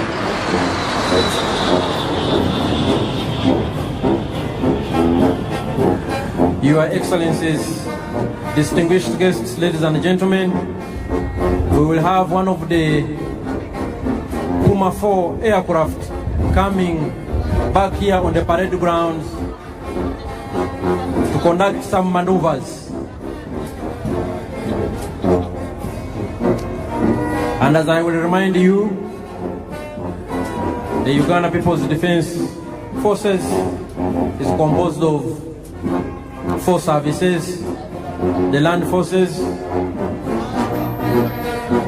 the Air Forces, the Special Forces, and the Reserve Force. All the 4 different services of the Uganda People's Defense Forces have been on display this afternoon. Puma 4 is here, one of our elite pilots. Puma 4, piloted by Captain Stephen Bainomujisa.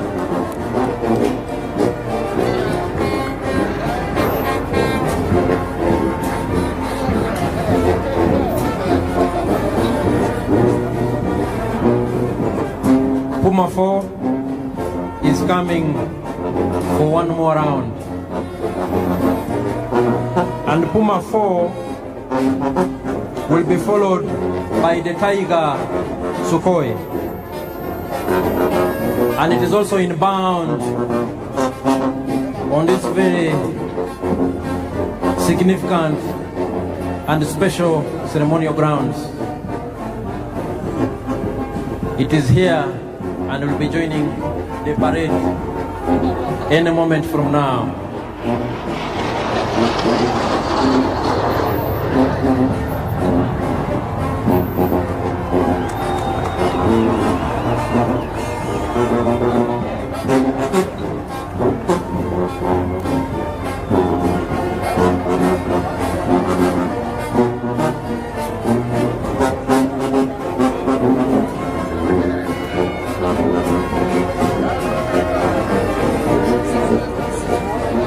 Puma 4 is coming to exit and will be followed by the Tiger Sukhoi.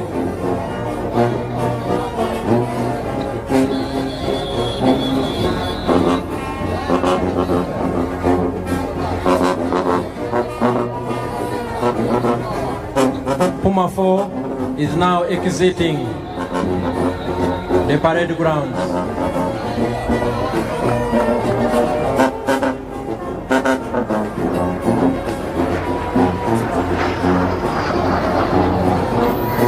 Quite impressive indeed.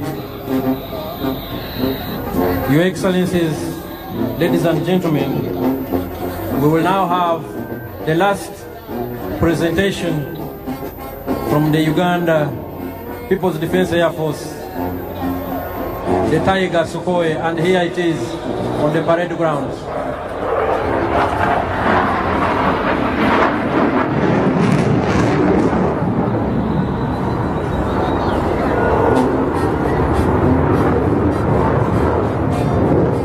The Tiger Sukhoi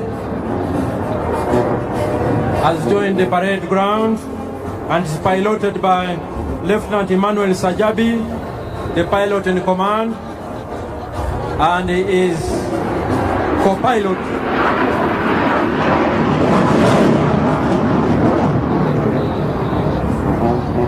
and the co-pilot is Lieutenant Sam Ngwasibwe.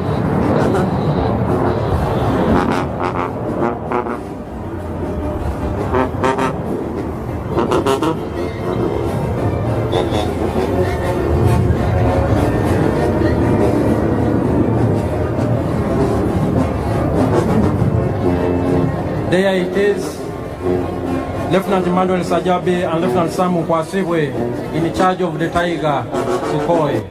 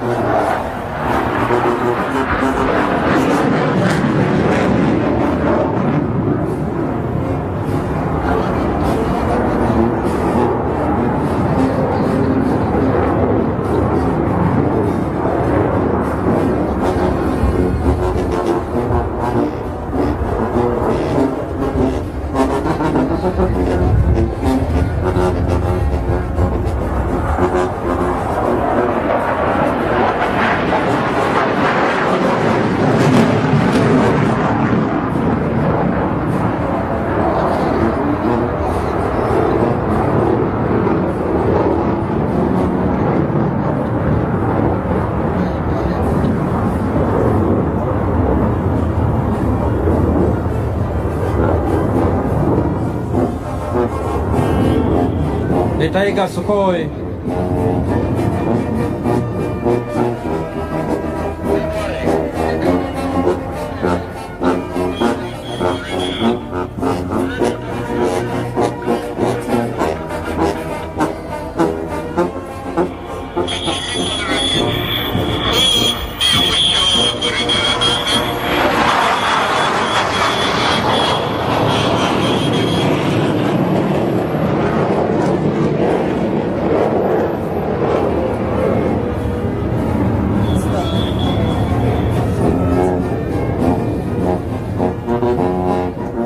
Your Excellencies, distinguished guests, ladies and gentlemen, this marks the end of the parade. We thank His Excellency, the President of the Democratic Republic of Congo, who joined us on this very special occasion and who is bidding us farewell. But the function continues. Back to the parade commander.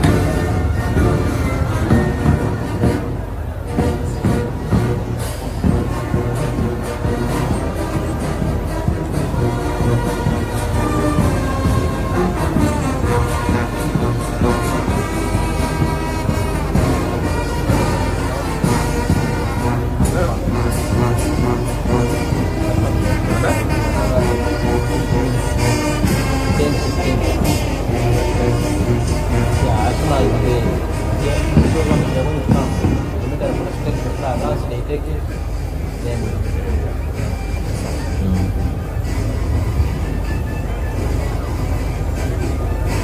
Excellencies and distinguished guests, that was the full UPDF parade.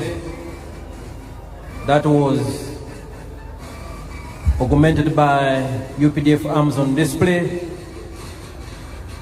the artillery division, the motorized infantry division, some of the UPDF anti-aircraft systems, the UPDF Defense Air Force,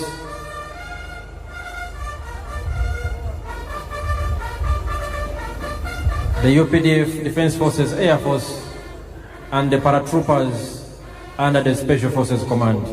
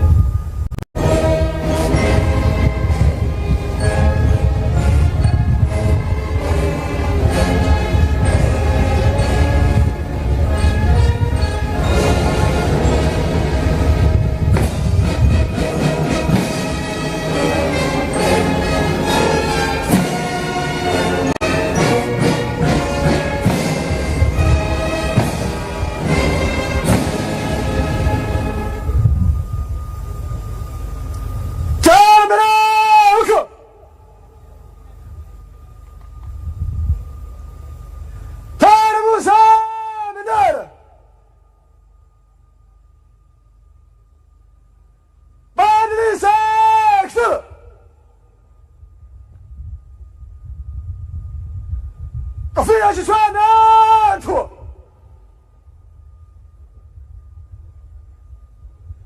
jeshi la ulinzi wa wananchi wa Uganda, heshima na utii kwa Rais wa Jamhuri ya Uganda na Amiri Jeshi Mkuu.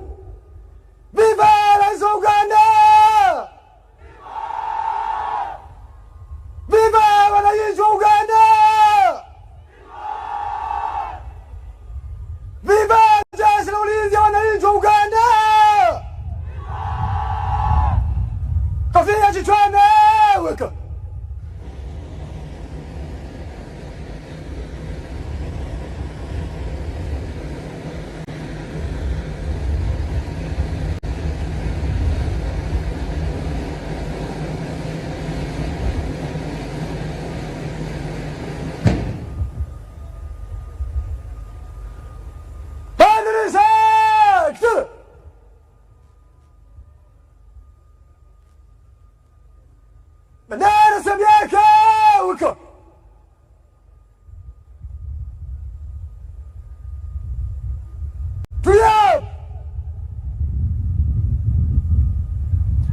The parade commander, Brigadier General John Bosco Asinguza, is coming to ask for permission from His Excellency the President to remove the color party.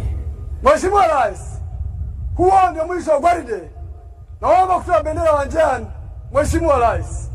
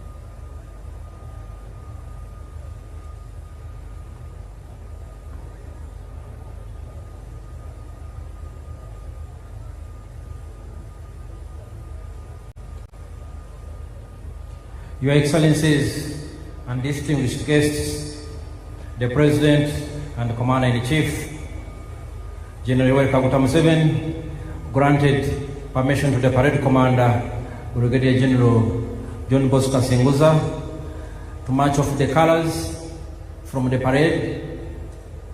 And what you are seeing is the process of marching off the colors, which have been duly received by the military police brigade under tight escort. Indeed, And that's how much the security services revere the national colors, the national flag, and the flag of the Uganda People's Defense Forces. We thank the Excellencies, heads of state and government, who made time to join His Excellency the President on this very special function when he took oath of office for the new term 2026-2031. The Excellencies and heads of state and government will be leaving at an appropriate time and in an orderly and organized way. We already had the President of DRC, His Excellency Felix Tshisekedi, who has left us. We thank him for making time. And he will be followed by His Excellency President Salva Kiir of South Sudan, who will also leave, and he will be followed by His Excellency the President of Burundi. His Excellency the President of Burundi will be followed by His Excellency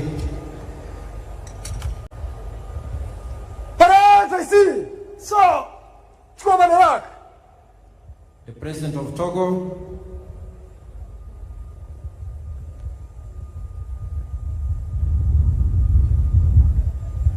and we will continue to announce as appropriate when our distinguished heads of state and government leave these grounds. We request the members of the public and all distinguished guests in your respective capacities to remain seated. Remain seated.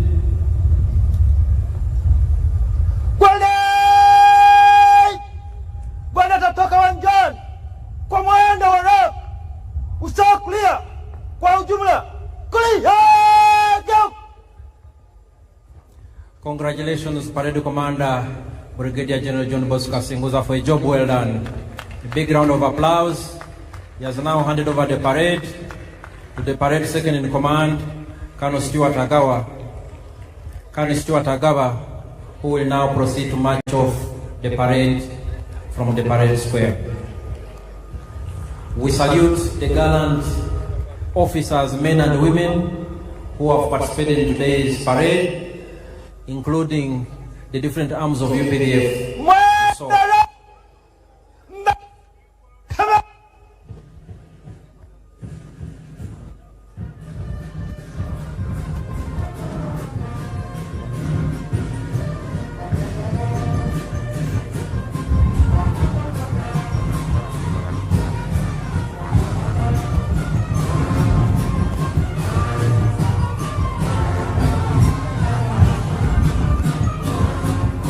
after that, they will be down.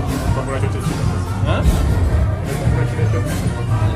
And then invite His Excellency to recognize the heads of state and then address the nation. Introduces. He introduces. Shall follow the proclamations.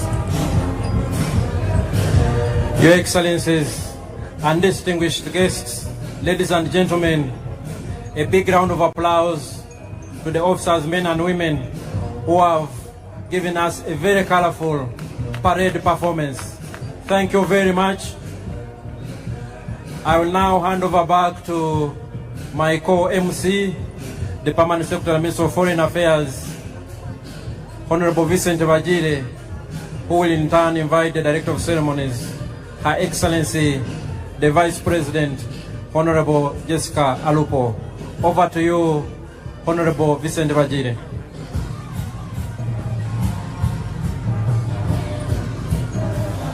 Thank you very much, Colonel Chris Magezi, and indeed the commander of the parade for that excellent job that you have done. Your Excellency and distinguished guests, the Director of Ceremonies, Her Excellency the Vice President,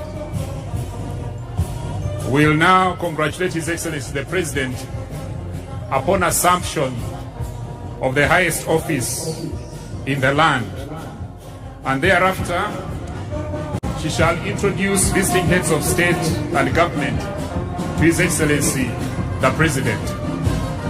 Your Excellency Jessica Alupo.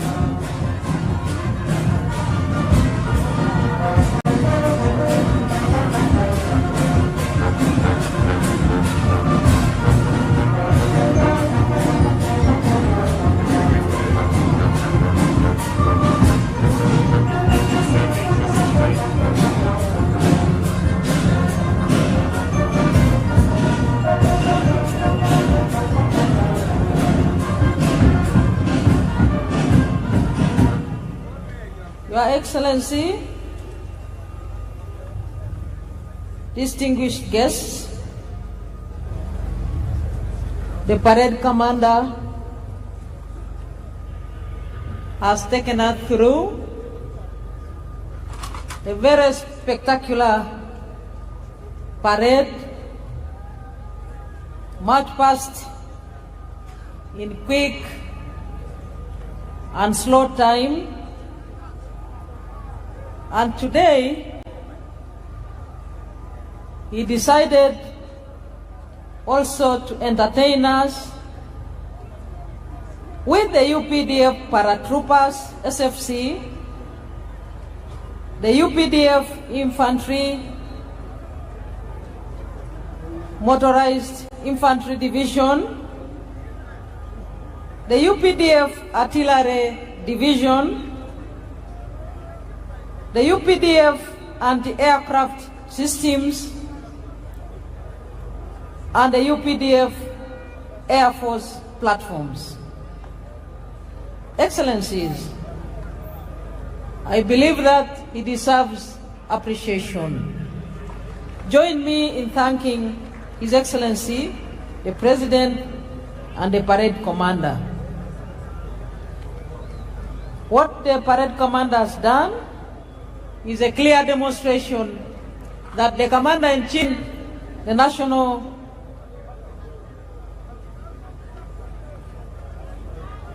interests of the people of Uganda, and indeed to secure the whole country and the region. Your Excellencies, visiting heads of state and government, and other distinguished heads of delegations, the Right Honorable Anita Among, the Speaker of Uganda Parliament, and your colleagues, the Speaker of the Senate of Kenya, the Right Honorable Kingi Amason, the Chairperson of the National Council of Namibia, the Right Honorable Lucas Sinimbo Muha, the Right Honorable Joseph Ngere Pasiko, the Speaker of the Transitional National Assembly of South Sudan, Her Excellency Mabo Memory Chinomona, President of the Senate of the Parliament of Zimbabwe, Right Honorable Joseph Ntakiru Timana, Speaker of East African Legislative Assembly, Right Honorable Dr. Ashebir Wolde Georgis Gayo, First Vice President of the Pan-African Parliament, Your Lordship, the Chief Justice Flavian Zaija, the Chief Justice of Uganda, the Right Honorable Haji Moses Kigongo, the First National Vice Chairman of the National Resistance Movement, the Right Honorable Robin Anabanja, the Prime Minister of Uganda, the Secretary General of the National Resistance Movement, Right Honorable Richard Todwong, and your colleagues, Secretary Generals from sister parties, including Honorable Professor Abdel Karim Ben Barek, Secretary General of the National Liberation Front of Algeria, Honorable Dr. Asha Rose Migiro, Secretary General of Chama Chama Penduzi of Tanzania, the Honorable Mr. Fikile Mbalula, Secretary General of the African National Congress of South Africa,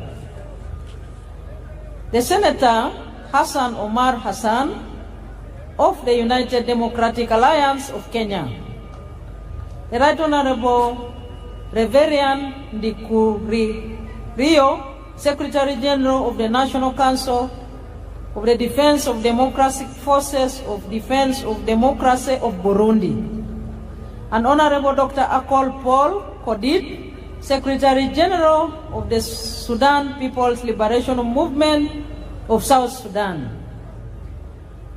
and the Zimbabwe African National Union Patriotic Front, the Right Honorable Abedlicho Mchube, Right Honorable Dr. Justin Nsengiyumva, Prime Minister of the Rwanda Patriotic Front, and the Honorable Atupele Austin Muluzi, President of the United Democratic Front of Malawi.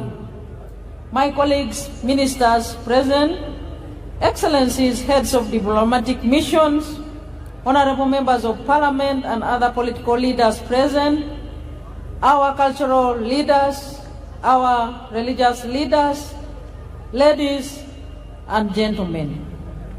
Your Excellency, I am now left with two brief items to present to you, and then I will proceed to welcome you to speak to us. And the first of the two brief items is to congratulate you. Your Excellency, I wish in a special way to welcome all delegations that have come from far and near to be part of this historic occasion. I take the singular honor to congratulate Your Excellency, the President of the Republic of Uganda, on your election victory and indeed on your swearing in and inauguration, which has just taken place. Your Excellency's score of 71.65% in the 2026 presidential elections is evidence of the massive support that you and the NRM enjoy in the country. Your victory in all areas across the country also symbolizes your achievements, popularity, and the comprehension by all the people of Uganda in the politics of interests. Allow me to use this very opportunity to congratulate and thank the NRM party that nominated you as their preferred candidate and supported your re-election. I would like to thank all the candidates that participated in the electoral process at the presidential level, members of parliament, and in all other local government electoral positions. A very warm congratulations and thank you to you all Ugandans that took part and exercised your right to choose leaders at all levels. In a special way, Your Excellency, I wish to thank all those who rendered support in any way that they did for you, our candidate, Yoweri Kaguta Museveni, during and after campaigns. Finally, today is an occasion to celebrate our constitutional order. The preparation for the entire election process was done in accordance with the provisions of the Constitution. For that, I would like to thank the Electoral Commission for the meticulous preparation and execution of the elections under the law. This swearing-in ceremony is therefore a testimony that constitutionalism remains our pillar in exercising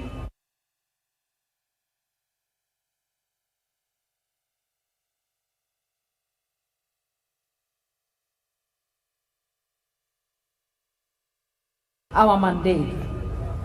I wish in a special for securing the country during the entire elections period and for the peace and stability that has set the foundation for the economic growth of our country with the speculated $500 billion GDP annually in the very near future. Once again, Your Excellency, I extend my congratulations to you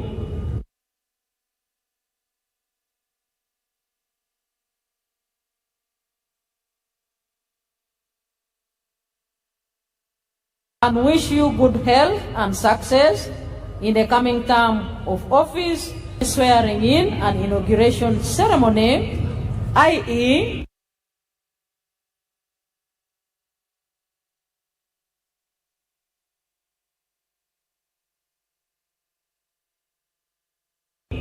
protecting the game. You once again for joining us in your respective delegations on these momentous occasions. I am now left with one item, Your Excellency, and that is to quickly introduce to you the guests here present with us and all the people of Uganda. Firstly, Your Excellency, we are joined by His Excellency Hassan Sheikh Mohammed, President of the Federal Republic of Somalia. Second, we have Her Excellency Dr. Samia Suluhu Hassan, President of the United Republic of Tanzania. Your Excellency, we also have His Excellency Daniel Francisco Chapo, President of the Republic of Mozambique. We have here with us His Excellency Fure Ezozina Gazimbe, President of the Council of Ministers of the Republic of Togo. And we also have His Excellency Salva Kiir Mayardit, President of the Republic of South Sudan. Your Excellency, we do have His Excellency Brahim Gali, President of Sahrawi Arab Democratic Republic. We also have His Excellency Felix Anthony Tshisekedi, President of the Democratic Republic of Congo. He left just a few minutes ago. Your Excellency, we are joined by His Excellency Bryce Clotaire Oligui Nguema, President of the Gabonese Republic.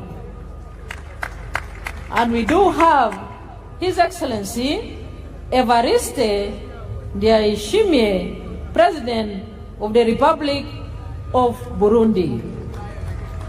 And we do have His Excellency Taye Aske Selassie, President of the Federal Democratic Republic of Ethiopia. Your Excellency, permit me to introduce representatives of the heads of state and government here present. His Excellency Professor Kithure Kindiki, Deputy President of the Republic of Kenya. His Excellency General Dr. C.G. Chiwenga and his dear spouse, Vice President of the Republic of Zimbabwe. We have Her Excellency Gabriela Savila Jimenez Ramirez, Vice President of the Bolivarian Republic of Venezuela. And we have the Right Honorable Dr. Titunga Elijah Ngurare, Prime Minister of the Republic, Justin Nzenguyumva, Prime Minister of the Republic of Rwanda, and His Excellency Manuel Osa Nsue Nsua, Prime Minister of the Republic of Equatorial Guinea.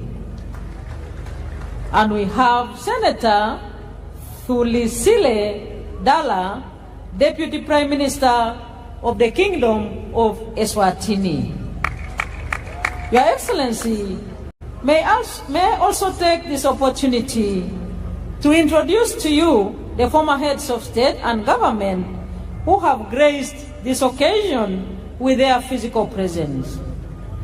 We do have His Excellency Olusegun Obasanjo, former President of the Federal Republic of Nigeria. We are joined by His Excellency Haile Mariam Desalegn Boshe, former Prime Minister of the Federal Democratic Republic of Ethiopia. Your Excellency, you are joined by His Excellency Jakaya Kikwete, the former President of the United Republic of Tanzania. We are also joined by His Excellency Uhuru Kenyatta, the former President. Thank you. Former President of the Republic of Kenya. Your Excellency, distinguished ladies and gentlemen, I further take this opportunity to introduce and welcome the following representatives of the heads of state and government here present.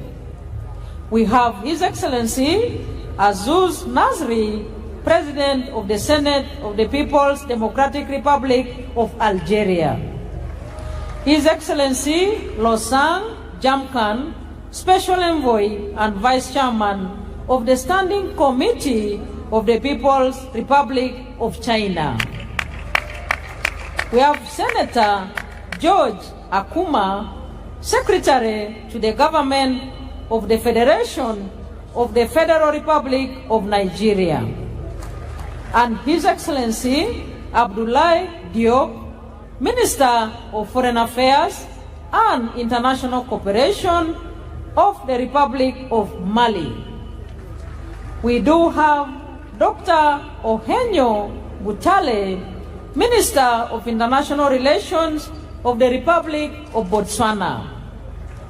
And we are joined by Her Excellency Olga Giselaine Ebok Babakas, Minister of Social Development of the Republic of Congo. Your Excellency, we are joined by Honorable Angie Motsheka, Minister of Defense and Military Veterans of the Republic of South Africa. We have His Excellency Sheikh Kabud bin Nahan Al Nahan, Minister of State for Foreign Affairs of the United Arab Emirates. We have Her Excellency Onishi Yohei, Parliamentary Vice Minister of Foreign Affairs of Japan. We have His Excellency Atta Sadorov, Leader of the Democratic Party of the Republic of Turkmenistan. And we have His Excellency Mr. Dionisio Manuel da Fonseca, Minister of State and Chief of Civil House to the President of the Republic of Angola. We have Honorable Bella Chakesova, Deputy Minister of Digital Development, Communications and Mass Media of the Russian Federation. We have Honorable James Gaka, Deputy Minister of Foreign Affairs of the Republic of Ghana.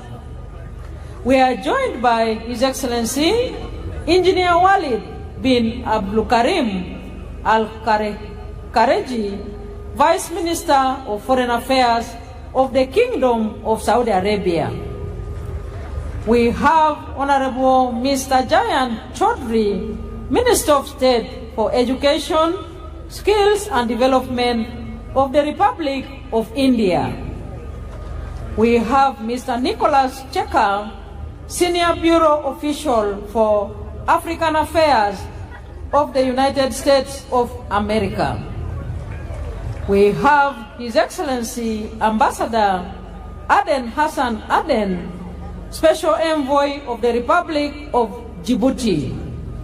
And we have His Excellency Dr. Mutiba Luabelwa, Executive Secretary of the International Conference on the Great Lakes region.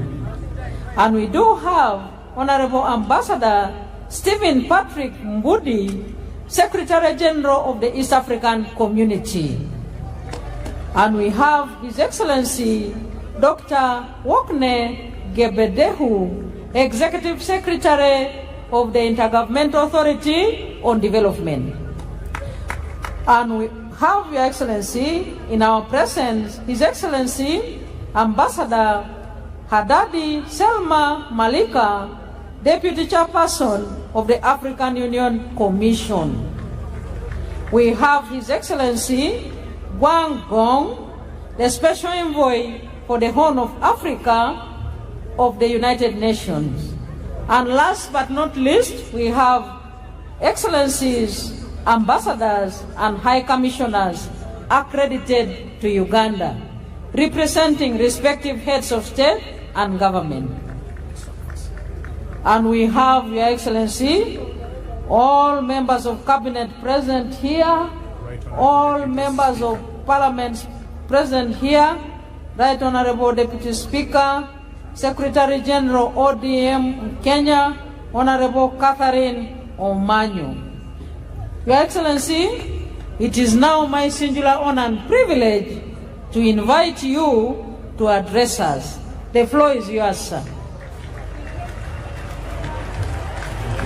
Thank you, Excellency. Very nice speech. Your names are difficult.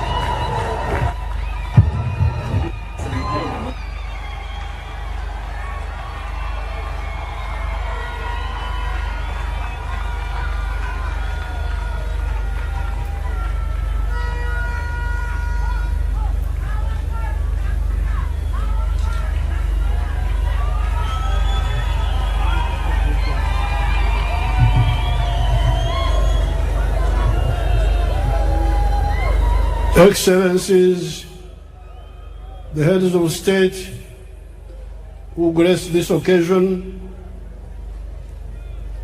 as you heard the presidents, His Excellency Ndayishimiye, President of Burundi, His Excellency Faure Ngasimbe, President of Togo, His Excellency Ibrahim Gali, Sahrawi Republic, His Excellency Felix Antoine Tshisekedi, Democratic Republic of Congo, our sister, Her Excellency Dr. Samia Suluhu, Tanzania, His Excellency Hassan Sheikh Mohamud, Somalia, His Excellency Oligui Nguema, Gabon, His Excellency Daniel Francisco Chapo, Mozambique, His Excellency Taye Selassie, Ethiopia, and His Excellency Salva Kiir, South Sudan, and the Vice Presidents. So, Your Excellencies,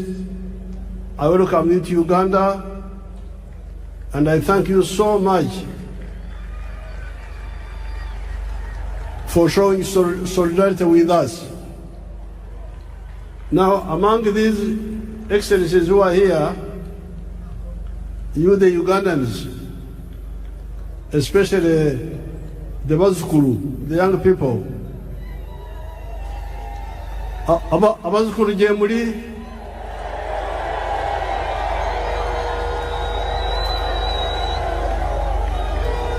Jemuri naye singa temufayo kubitegereza.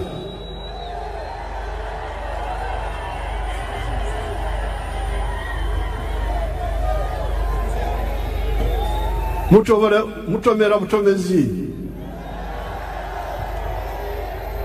Twarije. Nze jaja nkyali wano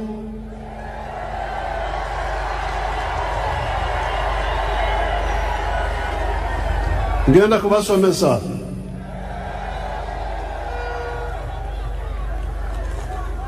I'm telling these grandchildren, Your Excellencies, I'm telling the grandchildren that they don't know much of the history. So on this occasion, I want to thank the people of Tanzania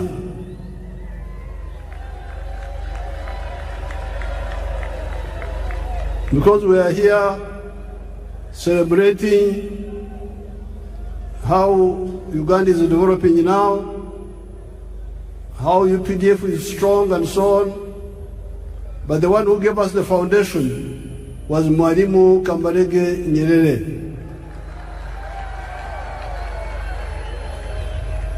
And I'm glad Excellency Samia is here, and I'm telling you in her presence, I'm telling you people. So never forget Tanzania. Then we have got a very tall man.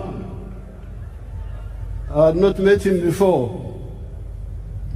Our son from Mozambique, the tall man, you stand up and they see you. He's a very tall man. He's the new president of Mozambique.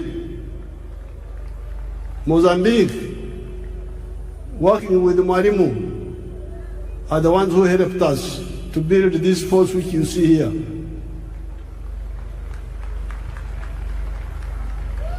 The 28 people I trained in Montepuez, 1976-78, are the ones who built this army which you see here.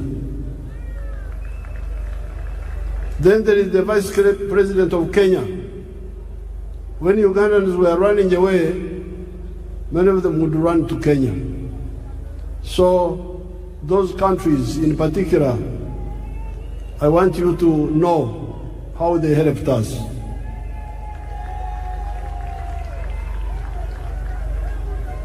I thank all the excellencies who have come here, and the vice presidents, and the prime ministers, and the ministers who have come here. They have shown solidarity with us. I thank them so much.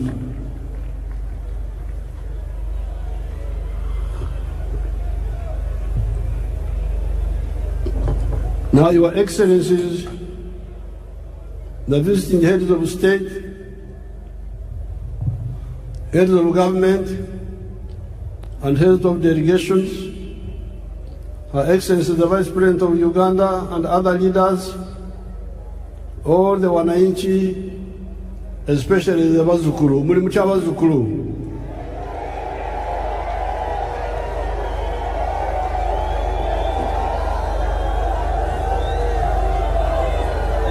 N'abana Uganda balala bonna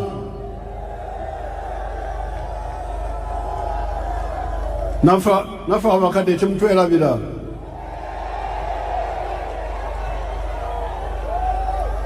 Habari nzuri wote.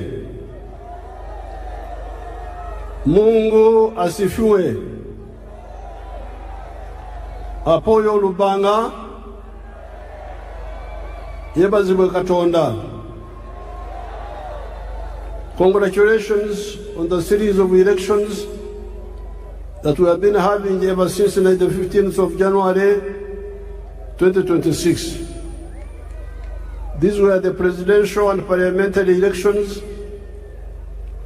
district chairpersons, district councillors, sub-county chairpersons, and sub-county councillors.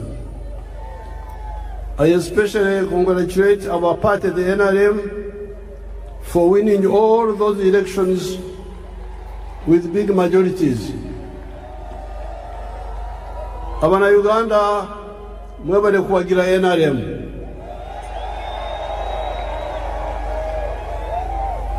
I also congratulate the other parties, such as the DP, the UPC, ETC, that participated in the elections without using violence, unlike the party of NUP and some few elements of FDC that were using violence.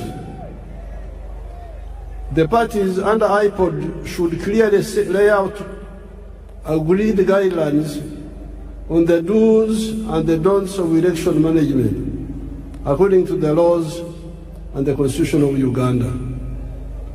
This Kisanja, Excellencies, is our term for a period. This Kisanja should be regarded as a Kisanja of no more sleep for all Ugandans.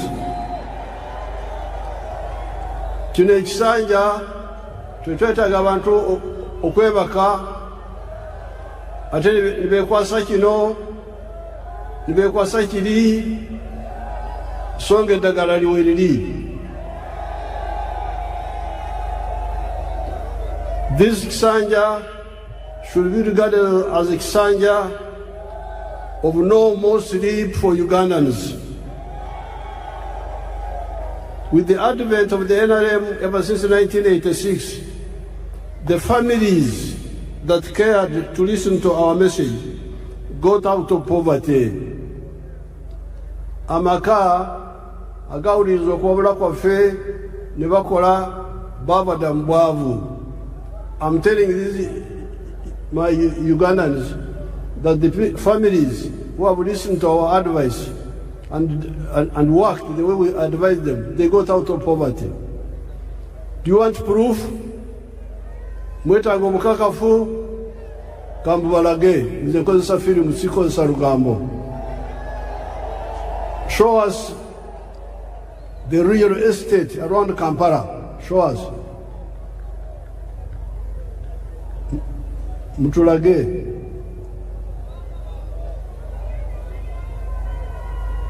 Show properly, don't switch off. You see all those houses? All those are new houses. And they are built by your own Ugandans. They are not built by foreigners. Yes, there are poor people in Uganda, but there are also those rich people you see there who listened and took advantage. Look at the real estate explosion around the Kampala Entebbe area, even before you go to other parts of Uganda. In the last elections, I reminded you of the Matafari and Uganda contributions that the NRM has put on the House of Uganda in the last 40 years. Excellencies, during the campaign, I told these young people that NRM in the last 40 years has put a matafari, which is our word for bricks, has put 7 matafari on the House of Uganda. In other words, the NRM has made 7 contributions to Uganda in the last 40 years.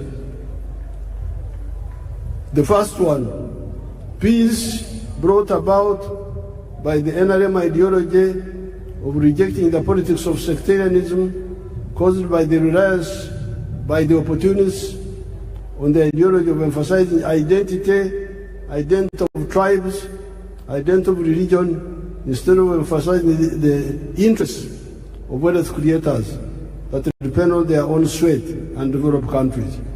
This is brick number 1. When we rejected the politics of sectarianism, of identity, of tribe, of religion. That's how we're able to unite the people. That's why we win on the first round, because majority of the people are always with us. All these Bisanja, all these terms, 7 terms, we have never had a real run. We have never had anything below 50%. Why? Because we emphasize the politics of unity, not the politics of sectarianism, not the politics of identity, religion, tribes. If you say religion, there's no religion in Uganda which is majority. If you say sectarian tribe, there's no tribe which is majority. We will not get these numbers. So this is brick number 1, which we put on the Uganda House.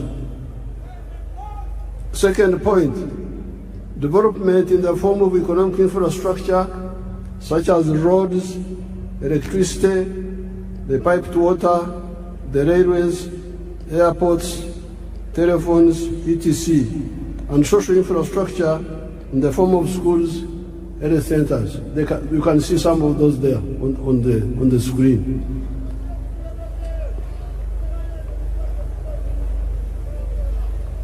Number C,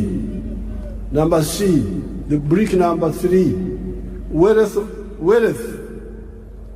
You remember, I've been telling you, Enkura Kulana, in Swahili we say, maendeleo. But you can have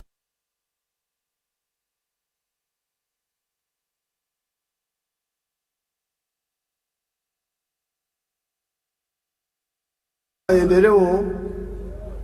In Swahili, we must also have utajiri, roads, railway, electricity, but they never talk about wealth. And this is a mistake. So, from the beginning, we have been telling you that maendeleo, enkurakurana, development, yes, but utajiri, wealth, must be there. Obugaga. And the wealth is by whom? Utajiri ni wa nani? Unaweza kuwa utajiri wa serikali, utajiri wa watu binafsi, utajiri wa familia, utajiri wa company. The wealth can be for the government, parastatal, can be for the individuals, can be for the family or companies. So it is very crucial.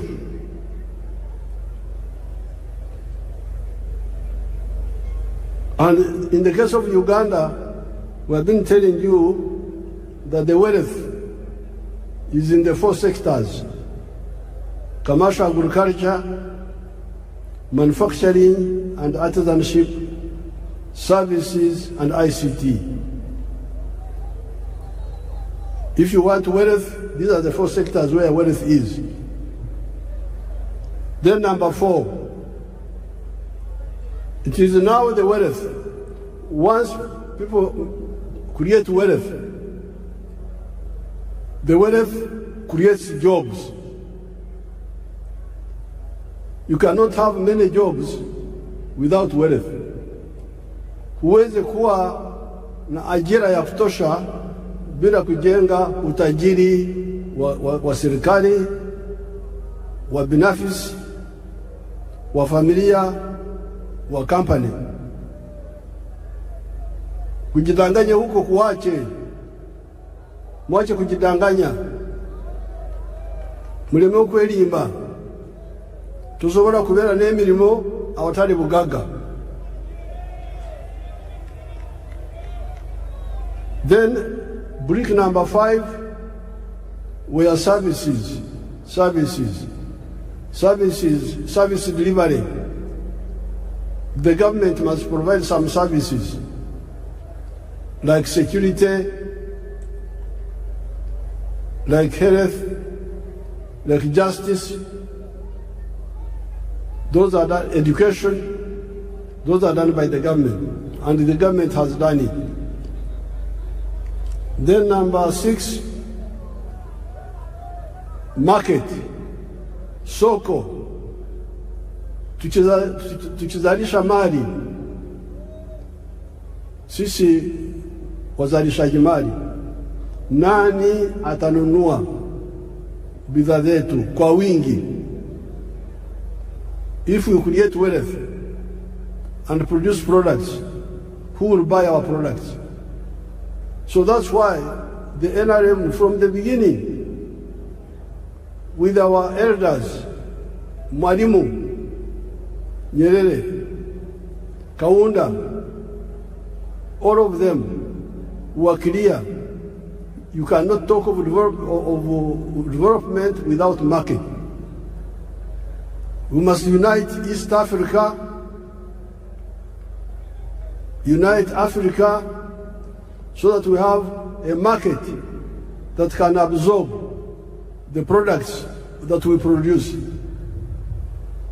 The United States is a powerful country because they have got their parents created a big market for them. If I was in the USA, I would be a billionaire by now, because the market is there. You produce something in New York, it can be sold all the way to California. But here in Africa, the market was fragmented. But thanks to our partners in East Africa, we have united the East African market. All these leaders you see here, many of them are members of East African Community, of COMESA, of the African Union, the CFTA. So the market is now there. Then in the case of East Africa, we are talking of the political federation also, which will deal with the issues of security. Now the NRM has been telling you that out of the 7 bricks, NRM has put peace is now there, infrastructure is there, the service delivery of health care and schools is there, the market of East Africa is there, the market of Africa is there, we can also access the international market. So the problem is you now to do your part. And your part is in 2 areas. Wealth creation. Be part of wealth creation. Tuzira bugaga, nzenedira bugaga. Nzinjagala bwavu. Tumbule ebyo bugaga. Be part of wealth creation. And once you create wealth, you should also create jobs. Now, during the campaign, I showed you examples here. Let's see them, some of them again, a few of them. Basangwa.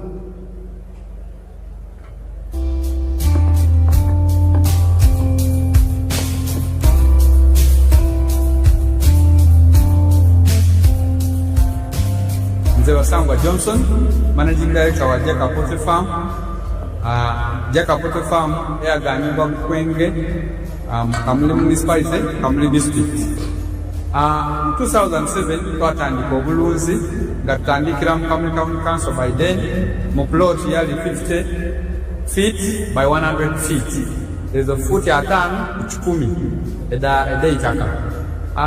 Tutandika tutya twali nga tulina ebyobufuzi wano mu Kamuli nga waliwo ensonga nga chairman we RC5 omugenzi Kawuga bamwidukira Katonda mu ekimula eky'emirembe nga bamutoyiremu abantu bangi abatamu application nga bali kwenda okufuuka ba chairman ba 5 aye president yaida yatunungamya yakuba tubana abantu mwena mwena tumusobola kuba ba chairman ba 5 aye abantu mujje mukola emirimu egingi ng'okulunda yayogera kulunda envindi okulunda enkoko byona yabyogerako nze napikinga mu kyokulunda enkoko n'atandika efaamu mu 2007 n'enkoko 5 sawadi muwendogerera ku faamu kuno tize mabega nkambwire president yaida yankyalira mu 2010 nga nina enkoko 5 yasanukaine sawadi no tutambwire tulina enkoko tutwale kuno mulala tufulumya amagi etule 200 buli lunaku etule 200 livaamu miliyoni 2 buli lunaku omwezi liba miliyoni 6 omwaka tuba tuli mu biliyoni ze 6 n'ekitundu etuba tukolaki kuyingiza so tuwulirisa omulamwa gwa president okuva ku kiseera ekyo kakati katusigiireko president awaire musanyufu ino ku bintu byenkoze era nga buli kaseera nkyekingako wendogera kati tulina abakozi 300 betukozesa. Now you remember I was giving you the example of Basangwa. In 2007 I found them fighting for the position of district chairperson, political position. There were many of them. I advised them, why do you all fight for politics? Why don't you look at wealth creation? And I told them what to do, which we have been telling you from 1996. The 7 activities that you can do on a small scale in agriculture and you get out of poverty. Basangwa listened to my advice, and he had a small plot of 20 feet, is it 50 feet by 100, I think. He started rearing chicken for eggs. So he's now a rich man, getting more than 7 billion shillings a year now. But not only is he a rich man now, but he's now employing 300 people.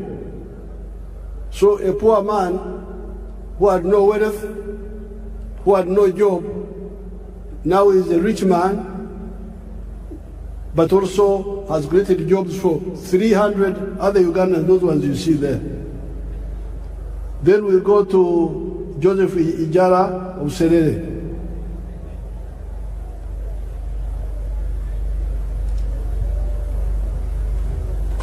Hello, my name is Joseph Ijala. I am the proprietor of Taifa Farm, which is located in Serere, in a place called Kakusi, where we are. And in Taifa we have dairy, poultry, and we're also making laundry basso. But we also have the value addition aspect of the farm, where we produce yogurt and package it for the market. This project started 11 years ago after an inspiration from His Excellency, the President of Uganda, when he had come here and he was teaching people about the 4-acre model. He was having a rally in Soroti, and that time I was working as a taxi driver. So he was doing that master business in Soroti. So when I heard this, when I heard he was around, I crossed to go and listen to his story. And he was talking about a 4-acre model, how to improve household income.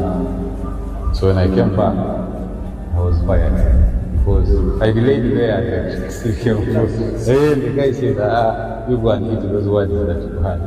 But I had already this land, 2.5 acres. But I also had local chicken here. But after hearing that, I got inspired to put more effort on raising this chicken. So I raised the chicken to tune of about 100 of them. Then I got a small incubator. That was about 4 eggs. So I used that incubator for multiplying my local chicken farm.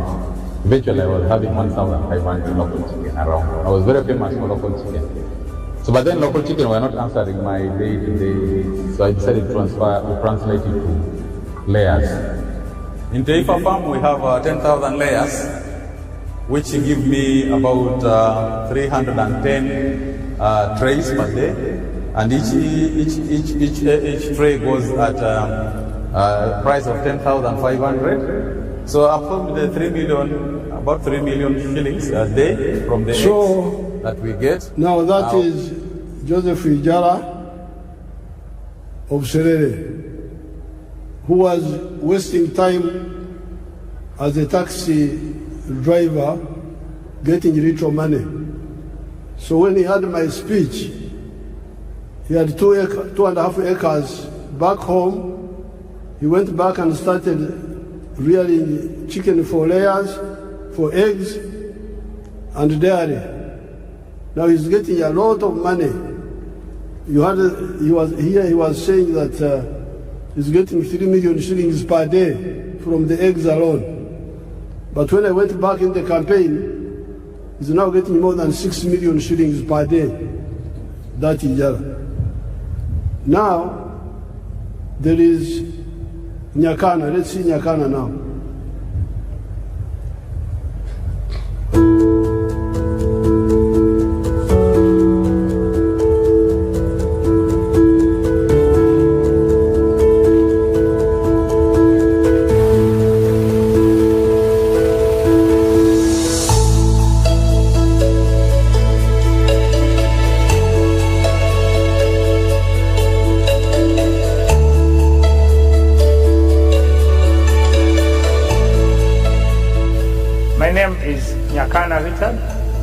From Rwengaju. This village is called Rwengaju village in Kalbarole, Poto City. And where we are here is my home and it's my farm. The biggest landlord in this village of Rwengaju is having 7 acres. People are surviving on quarter an acre, half an acre. 80% of the population here, they are half an acre, they are quarter an acre. This farm and this home is seated on 1.25 acres. It is surveyed land. And 1 acre of land here, where we are here, is costing 80 million Uganda shillings. It is very expensive to buy land. Our farm is called Kana Farm. It is having 4 economic activities. Number 1, we are in zero grazing of dairy cows. Number 2, we are in poultry, majorly for layer birds. Number 3, we are in feed processing for livestock. Number 4, manure production. The screen is disturbing us. In the poultry, we have 8,500. But Nyakana is using 1.3 acres. He earns net more than 240 million shillings a year and is employing 15 people. Now, this is in 1.3 acres. Uganda has got 40 million acres of good arable land. If only 7 million acres were used the way Nyakana has done it here, just 7 million of the 40 million would create 105 million jobs. More jobs than the whole population of Uganda.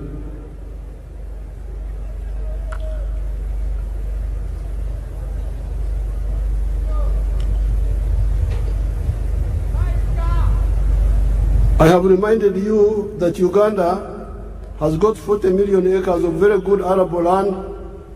If only 7 million of those acres were used the Nyakana way, would create 105 million jobs in small-scale commercial agriculture alone of the 4 acres model or less, and the 7 economic activities. This is before you talk of the big-scale commercial agriculture, such as Museveni, who employs 14,000 people at Kachira, before you talk of the manufacturers that are now employing 1.5 million people. Now, you can say, you Museveni, you are always talking of small people, of 4 acres and less. The Basangwas, the Ijaras, the Nyakanas. Oh no, you are mistaken. I support the big ones also. Let's see Museveni. Show us Museveni if you are not asleep. The one of the screen. You want the big ones? They are there. The big ones are there. But we struggle with the smaller ones because they are the ones who don't know what to do. The big ones, most of the time, know what to do.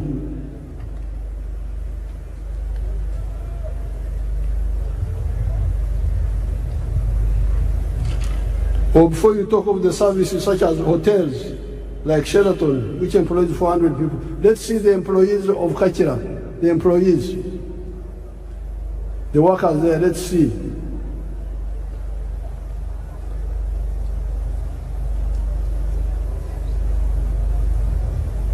They are employing 14,000 people in Kachira. Let's look at Sheraton. Sheraton is employing how many people? Sheraton, if you have it.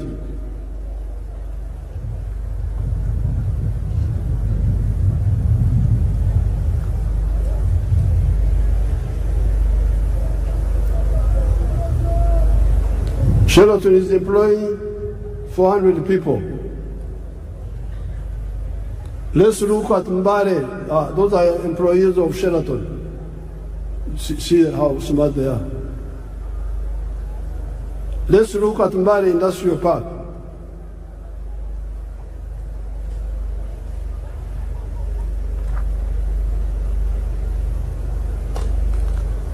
Mbare Industrial Park.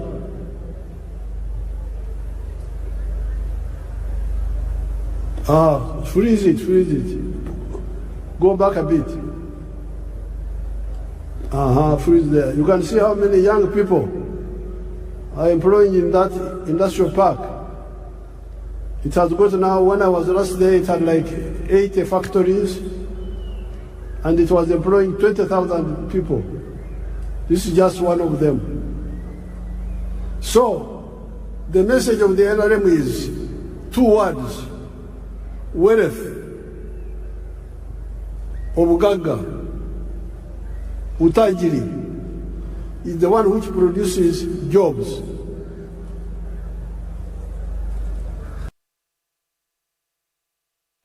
Ajira, I think in Swahili they call it Ajira. Emirimo, Jivambugaga.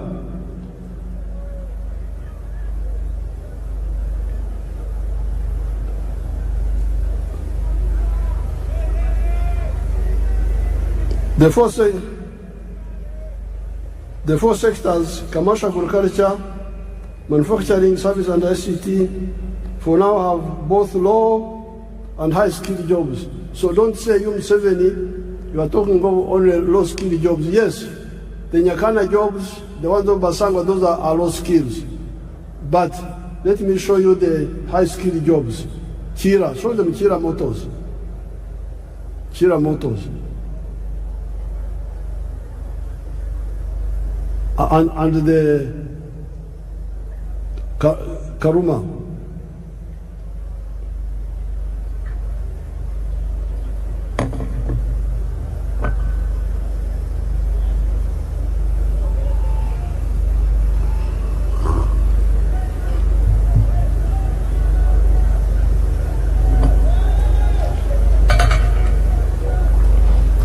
Now all those are skilled workers. Let's see the ones of Chira.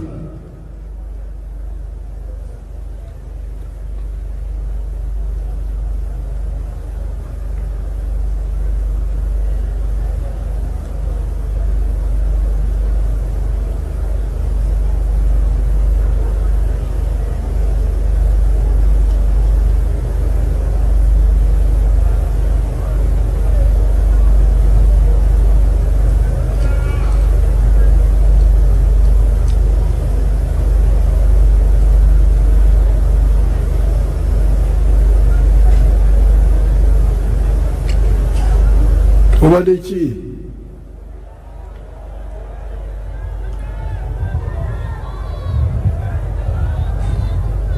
alambaire kulambala yebase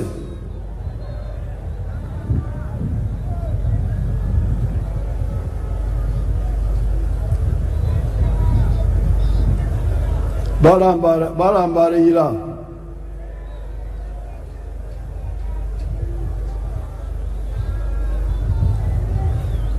now those are all high-skilled workers. Let's see what they are producing. Show us the buses.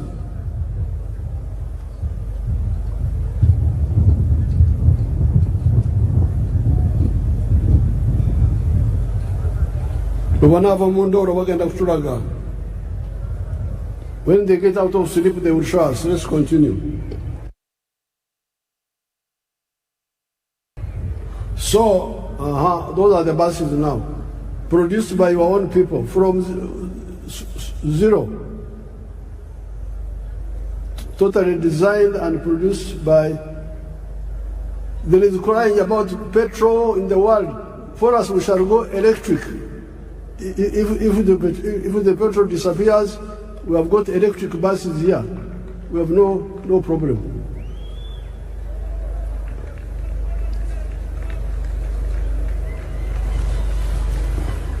So,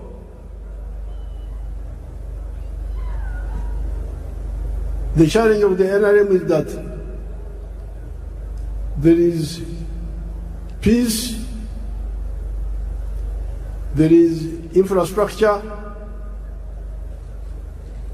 there is services in schools and health centers, there is market of Africa, but you must be engaged in wealth creation as an individual, as a family, or a company. And then the wealth you create will produce jobs.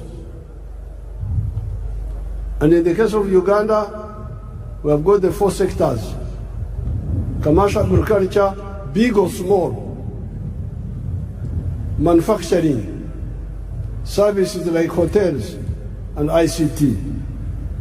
The 4 sectors, commercial, agriculture, manufacturing, services, and ICT, for now have both low and high-skilled jobs. In 2013, only 32% of the homesteads in Uganda were in the money economy. At independence in 1963, only 9.4% were in the money economy. On account of the work of Operation Wealth Creation and PDM, the homesteads in the money economy are now 67%. The other 33% are still outside, but must also join the money economy. When all the families in Uganda join the money economy in the 4 sectors, there will be so many jobs that all our nearly 2 million refugees from the brother countries of Africa that are here will get jobs, and we will have to import other workers from the brother African countries. With more value addition for our agricultural raw materials, our mineral raw materials, our forest raw materials, plus our knowledge economy of automobiles, vaccines, pharmaceuticals, and electronics. There will be more people in manufacturing, services, and ICT than in agriculture. This is where we need to retune our educational system to concentrate on imparting skills to learners that are needed in the labor market, and scale down on random education, or be clear to the learners and parents that certain courses are just for interest and may not create jobs for the wielders of these skills. In Uganda here, we are always talking about the importance of value addition that I've just mentioned here. With the presence of so many African brothers and sisters and friends from outside Africa, I cannot fail to point out the strategic mistakes many of the African ruling elites have been making for the last 70 years, ever since the independence of Sudan, Khartoum, in 1955. This is the mistake of exporting unprocessed or semi-processed raw materials of minerals, agricultural products, etc., to foreign countries. This is a strategic blunder. Let us take gold as an example. If you export a kilogram of unprocessed gold, 84% pure, recently you have been getting US dollars 60,000. If the gold is processed to 99.9% purity, you get US dollars 168,000. Look at the difference in value. However, you do not only donate money to the outsiders per kilogram of gold, per kilogram of coffee, you also donate jobs. All those refining jobs go to the outsiders. That is not all. At 84% pure, that gold cannot be used as bullion, as currency, nor can it be used as an input in other industries, such as jewelry, electronics, aerospace, etc. That is one of the reasons Africa's economy has remained stunted 70 years after the African countries started regaining their freedom.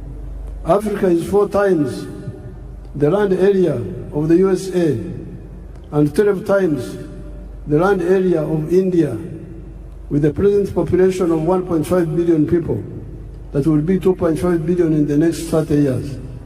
Yet our total GDP is only US dollars 3.6 trillion, while that of the USA is US dollars 32 trillion, China 20.65 trillion, India USD 4.18 trillion. This hemorrhage must stop. That is where here in Uganda we banned the export of unprocessed minerals and try to get people to address value addition here for all the other raw materials that make profits. In the African economies, we must ensure both vertical and horizontal integration. Africa's GDP should at least be 60 trillion US dollars, if not more. Our friends from outside of Africa should also help us to achieve this. If they see far, they will see that this is also in their own interest. If you are a clever capitalist, why would you want to do business with a poor man with a small purchasing power? I regard myself as a clever capitalist. I produce milk. I want many Ugandans and many Africans to buy my milk. However, they cannot buy my milk unless they have money in their pockets. Luckily, I am both a clever capitalist and also a Christian, as well as a patriot. And I therefore love God with all my heart, and I love my neighbor as I love myself. I'm therefore working feverishly to put money in the hands of Ugandans for them to get out of poverty, improve their purchasing power, and also improve their milk consumption per capita from the present 60 liters to 210 liters recommended by WHO for the sake of the calcium of their teeth and their bones. I also pray the same happens in the whole of Africa and the world. The phenomenon of Uganda having more jobs than local labor force is not new. The small enclave economy of the British Times the economy of the 3 Cs and 3 Ts could not get enough workers locally, although it was only covering 9.4% of the homesteads. That is how our brothers from Rwanda, Burundi, Kenya, South Sudan, Tanzania came. You listen to our message and wake up, kuzukuka, given our raw materials base of Uganda, the present population of Uganda of 48 million people will not be enough to manage a developed Uganda.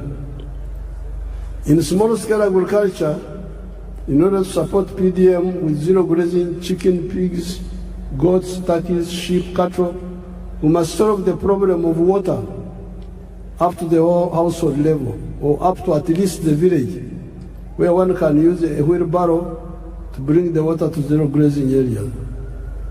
The current woman MP for Ntungamo, the Honorable Jocelyn Kamaternity, has developed an interesting model that uses solar-powered water pumps and wells, Amaziba, Uruzi, in the areas of Uganda that have got Enshuro spring. She uses 8.1 million shillings for a village. The homesteads can then use wheelbarrows to bring the water to their homes. How can this model be adapted to the boreholes for the areas with no Enshuro? With fish farming, before I go to fish farming, I wanted to show you Wagagai in Busia, the value addition to gold. If you have it, show it quickly.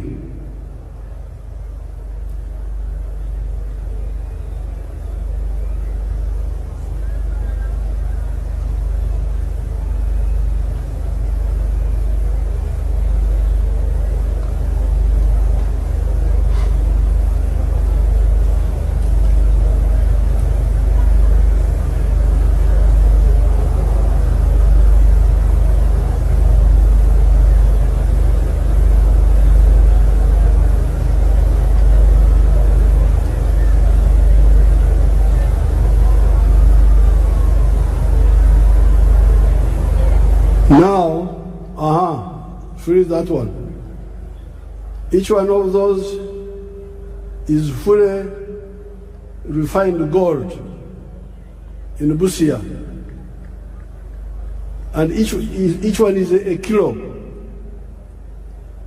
And each one is now costing $168,000. If you sell and process gold, 84% pure, a kilo, you'll get only $60,000. So you see the wastage. Africans are really in trouble. How can you throw away your wealth like that? You are losing more than $100,000 in every kilo of gold. And then you say you will solve your problem. How will you solve the problem? With fish farming in the Miga edges of the wetlands, the government will help the communities with the earth-moving equipment to make the fish ponds, the solar-powered water pump, to pump water and aerate with oxygen and protect the fish against snakes. The issue of fish fries, nyanja, and fish feeds is also being addressed. The support for all the other sectors, big commercial farmers, manufacturing,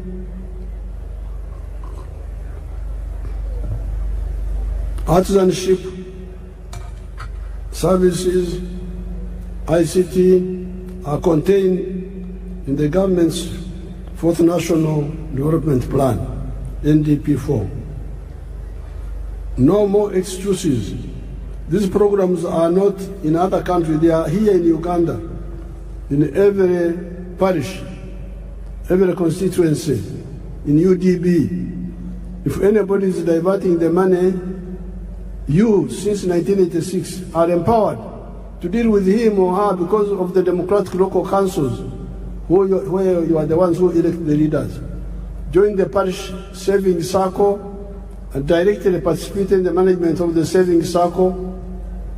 If the money is not enough, tell your MPs to work with me in Kampala to concentrate more money in PDM instead of Okumemerera, scattering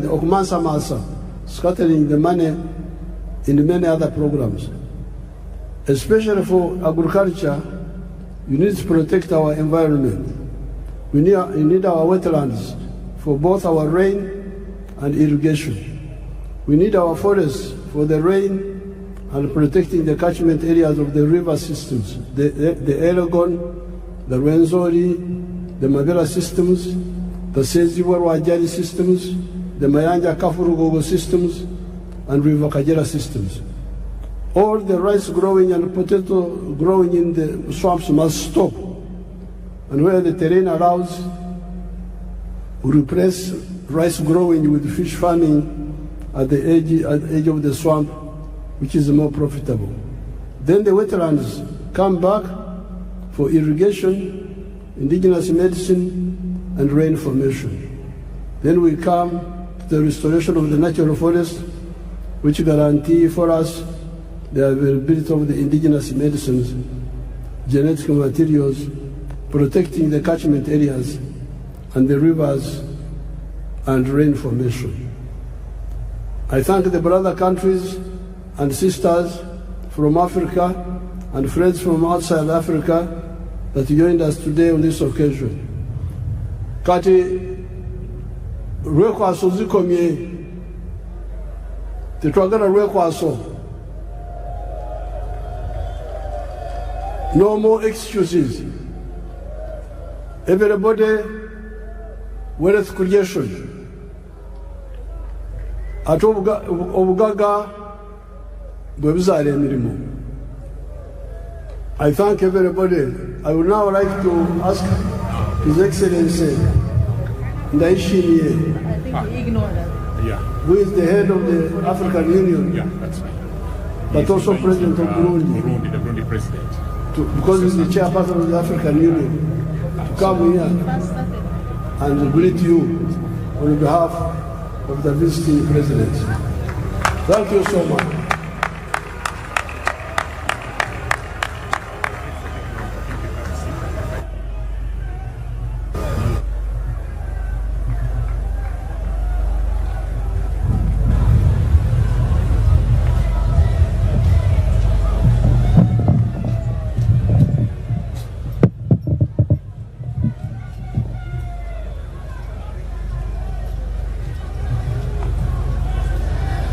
Uganda oye!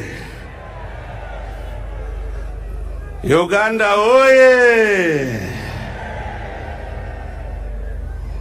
Your Excellency, President Yoweri Kaguta Museveni, President of the Republic of Uganda, Your Excellency, Head of State and Government, distinguished guests, great people of Uganda, Wariyorcha,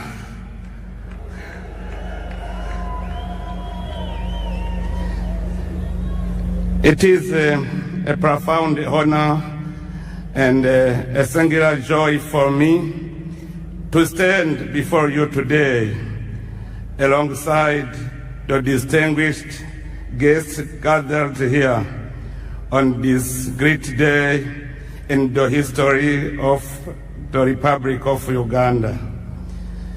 Beyond the beginning of a new presidential mandate, your election, Your Excellency President Museveni, stands as a powerful affirmation of the enduring peace, stability, and institutional continuity that Uganda has cultivated over the years. Your Excellency, your renewed mandate comes at a defining moment for our beloved Africa continent. By inaugurating this new term under the theme securing the gains and advancing towards a prosperous and emerging nation, you have once again demonstrated your unwavering commitment to the progress of Africa as a whole. Your Excellency, we have followed with admiration the remarkable transformation Uganda has achieved under your stewardship. During the years of your leadership, your nation has undergone profound progress in the field of security, social cohesion, and economic development.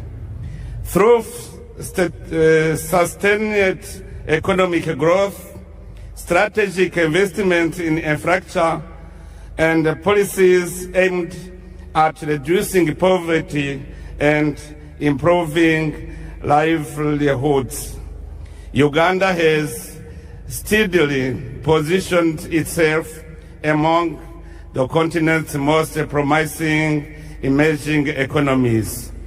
Your Excellency, at this occasion, I would like to pay special tribute to your invaluable contribution to the restoration and the consolidation of peace in Burundi. At a critical moment in our history, your leadership, wisdom, and personal commitment played a decisive role in supporting dialogue, reconciliation, and stability in my country. The people of Burundi will always remember with gratitude your tireless efforts in favor of peace, not only within our borders, but throughout the Great Lake region. Also, in our region, you are rightly regarded as an elder statesman, a wise and respected senior leader, whose counsel continues to guide efforts toward peace, unity, and cooperation among our nations.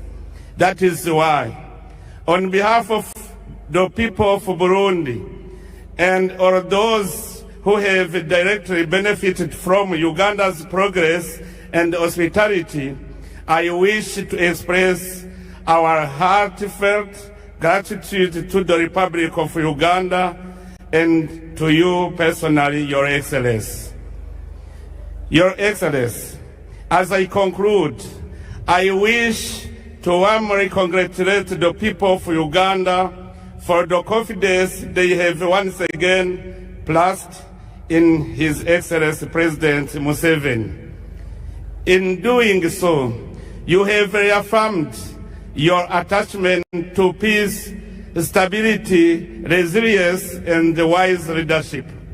It is my sincere hope that this new mandate will usher in even greater prosperity and opportunity to every Ugandan family.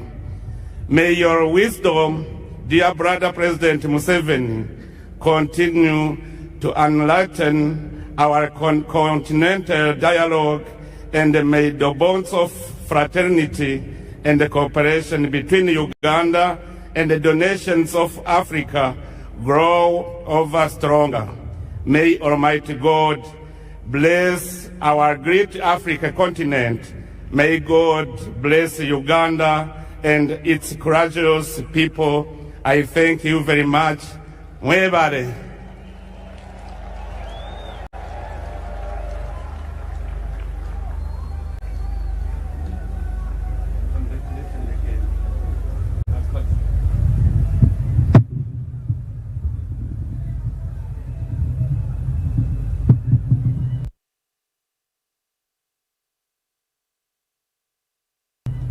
Abarundi barahari.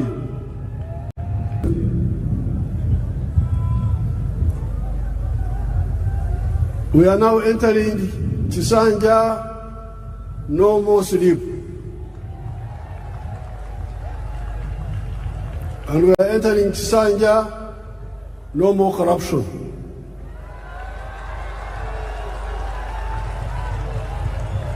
You heard the prayers. You heard the prayers of the bishop. That prayer of the bishop should be captured properly. Okusaba kwa bishop kukolemedde ababbi. No more corruption, no more sleep. NRM oye. NRM ebeo.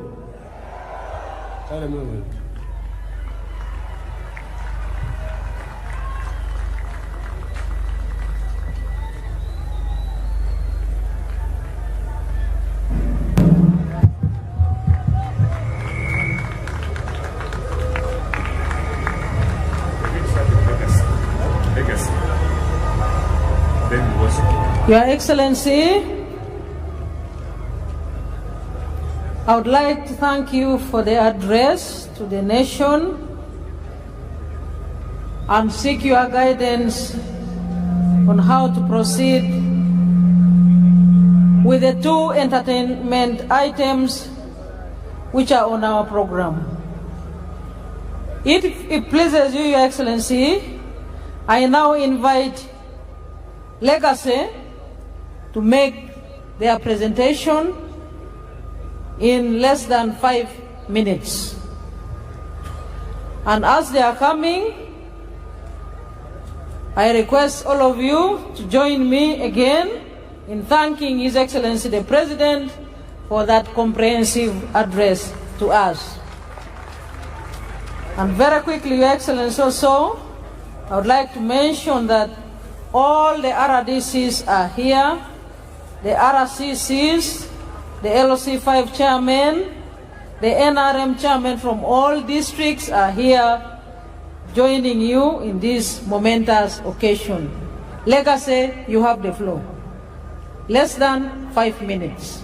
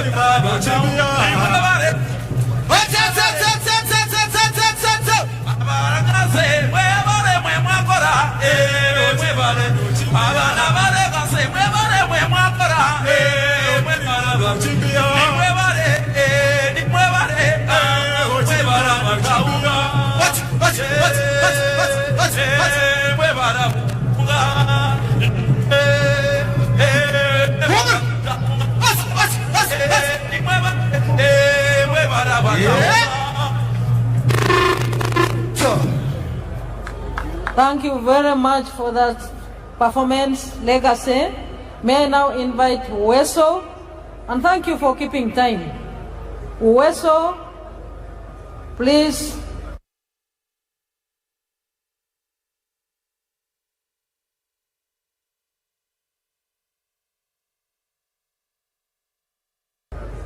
come on the stage and entertain His Excellency the President, our newly inaugurated President, and our treasured guests here present.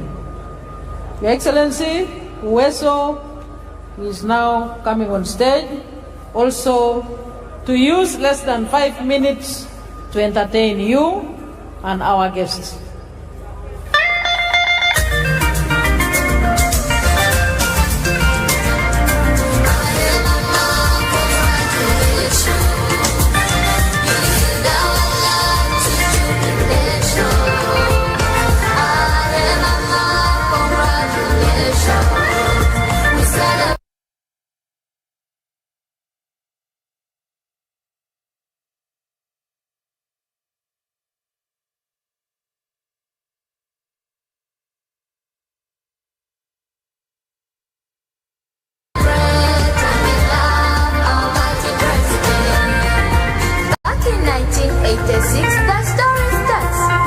Stood silent, tears in their heart, no food, no school, no song to sing.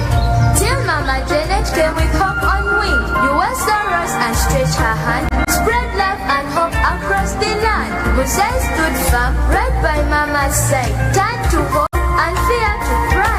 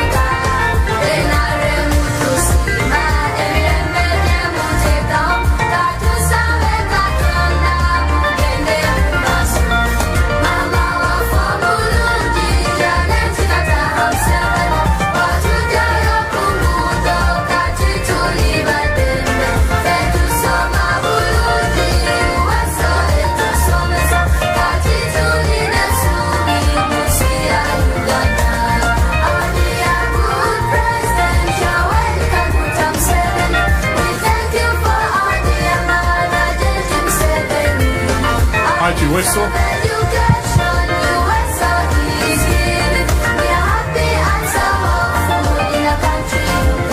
Thank you very much, Weso. Thank you very much for that thematic entertainment song. Your Excellencies,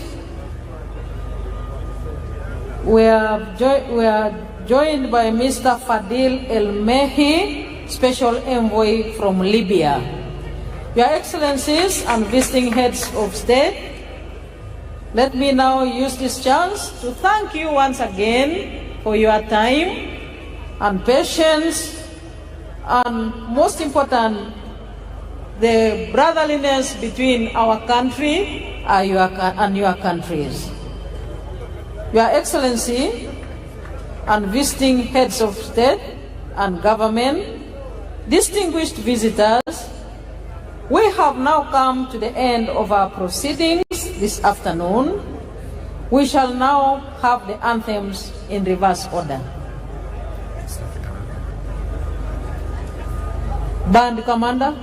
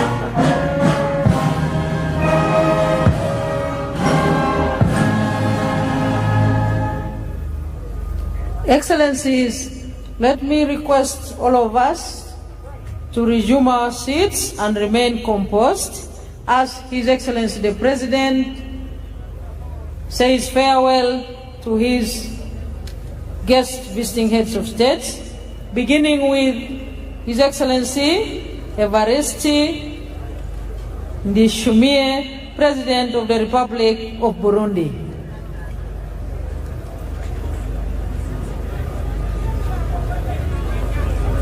And next will be the President of Somalia. Names.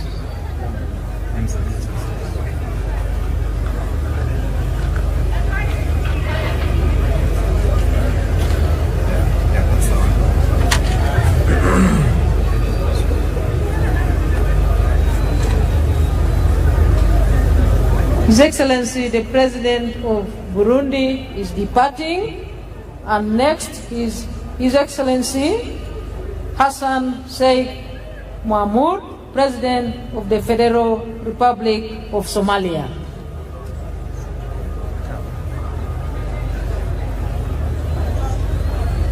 About the back. The back.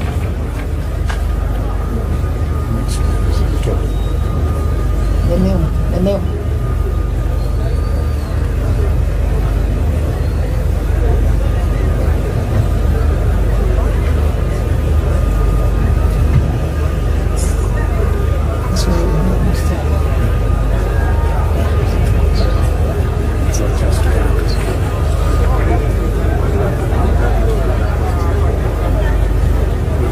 His Excellency the President of Somalia is departing.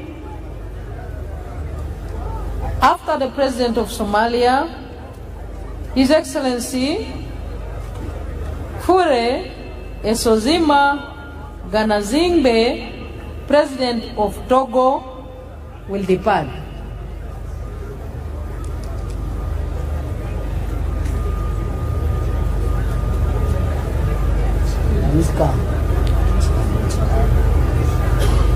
After Togo.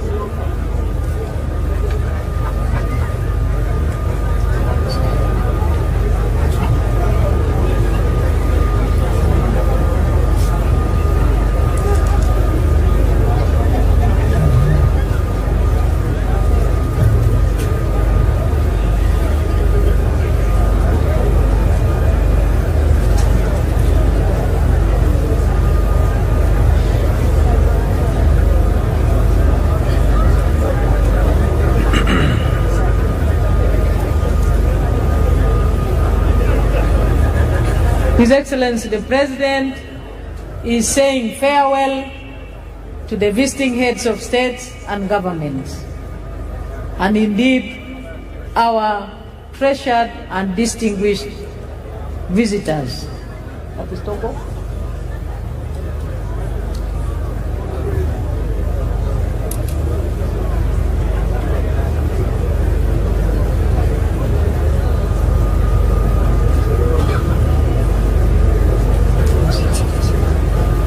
Togo.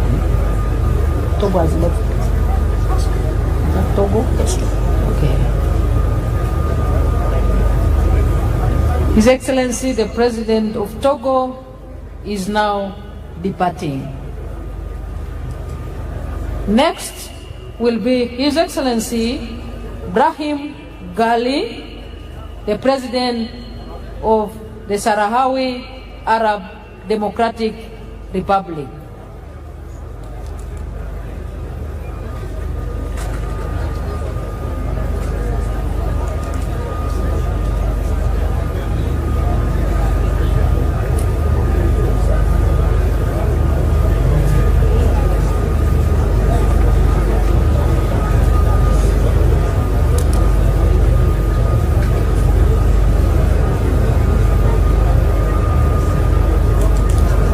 His Excellency the President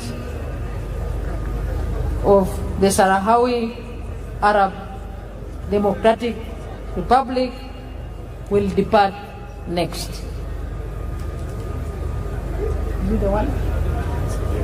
But where is this car? Where's the car?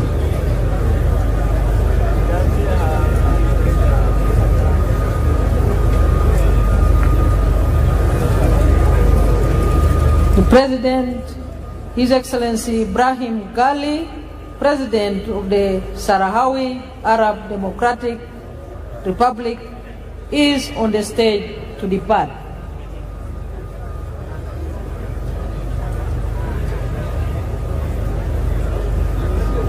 The team that is moving the motorcades, please move a little faster.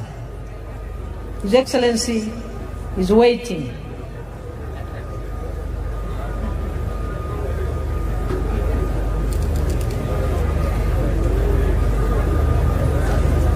And next is Her Excellency Dr. Samia Suluhu Hassan, President of the United Republic of Tanzania.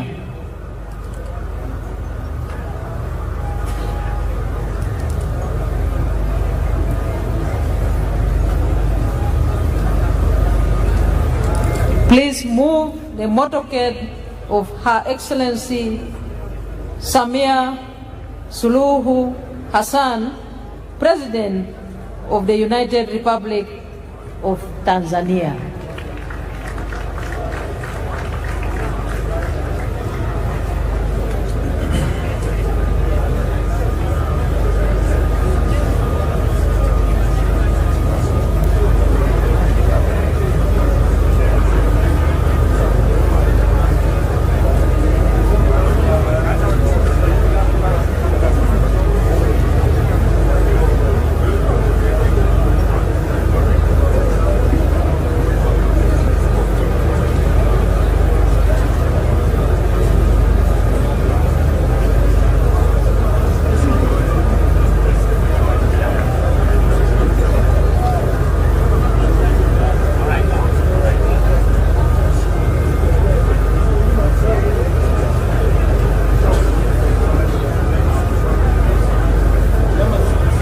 Next to depart is Her Excellency Dr. Samia Suluhu Hassan, President of the Republic of Tanzania. I request the team that is moving the motorcades to act faster.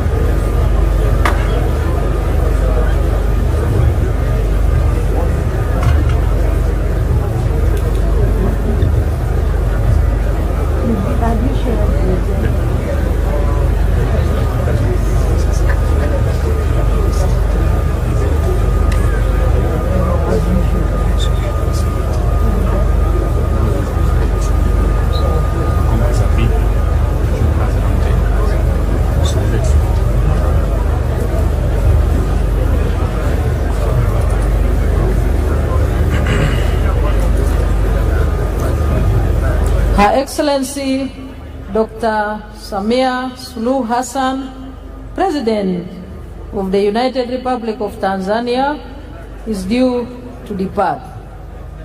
I request the convoy commanders to act faster. Her Excellency is waiting. I thank you all for the patience and the discipline which we have all exhibited as Ugandans in hosting our guests from the time they arrived here in our beautiful country, the Pearl of Africa. Thank you, Convoy Commander. I can see some action. Her Excellency Dr. Samia Suluhu Hassan will depart next. Her Excellency, the President of the Republic of Tanzania. After Her Excellency departs, His Excellency Bryce Clotaire Oligui Nguema, President of the Gabonese Republic, will depart. May the convoy commanders follow that precedent in releasing the motorcades.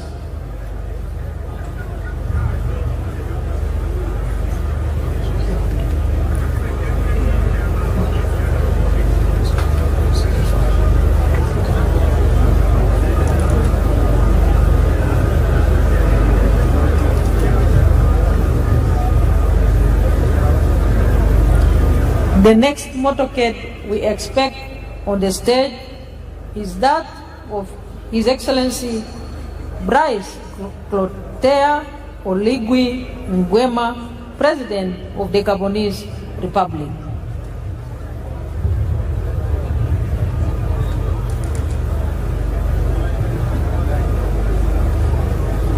Her Excellency Dr. Samia Suluhu Hassan is now departing. We thank Your Excellency for your physical presence at this momentous occasion.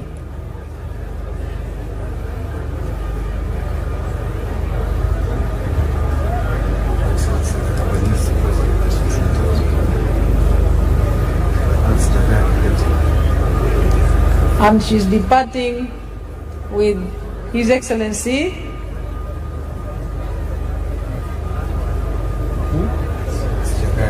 Jakaya Kikwete, the former President of the Republic of Tanzania. Thank you for gracing our occasion.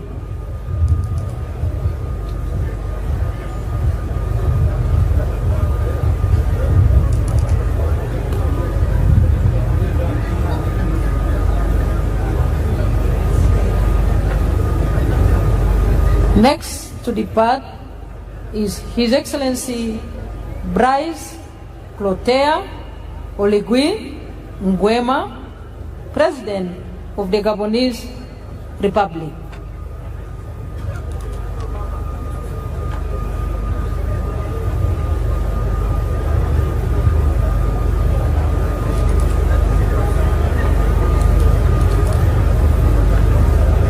And the motorcade on standby should be for His Excellency Daniel Francisco Chapo, President of the Republic of Mozambique. Her Excellency the President of Tanzania has departed. On the stage is a motorcade of His Excellency Bryce Clotaire Oligui Nguema, President of the Gabonese Republic.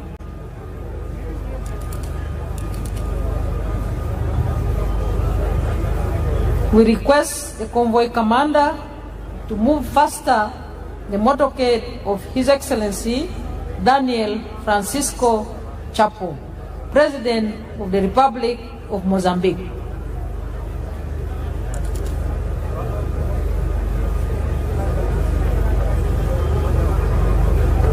His Excellency Bryce Clotaire Oligui Nguema is departing the state, President of the Gabonese Republic.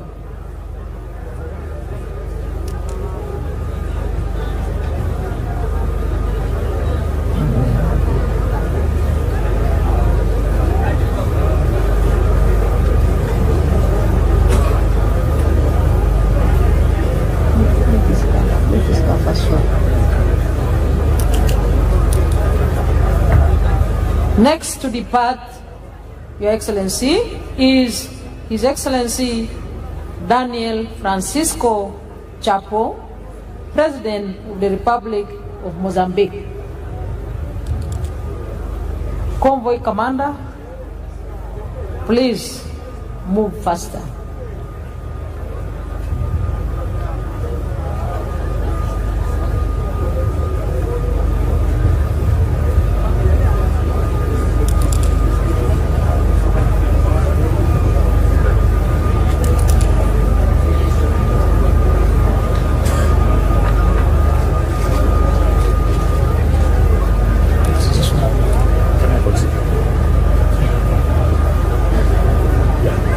And the next motorcade is for His Excellency Taye Atske Selassie, President of the Federal Democratic Republic of Ethiopia. Now departing is His Excellency Daniel Francisco Chapo, President of the Republic of Mozambique. Thank you, Your Excellency, for your time.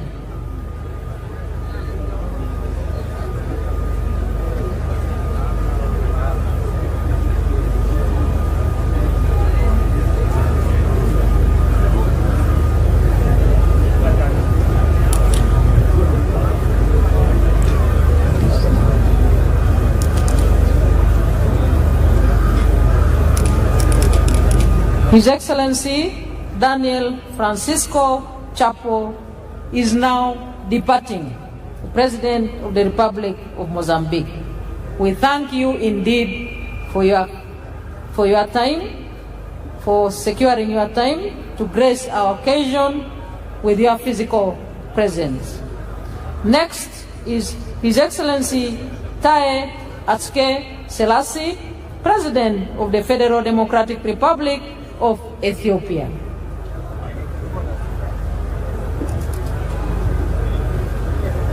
Venezuela.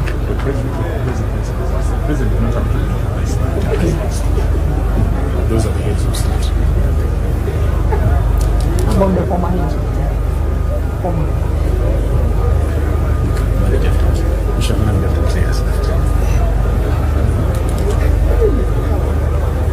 Now, departing is His Excellency Uhuru Kenyatta, the former President of the Republic of Kenya.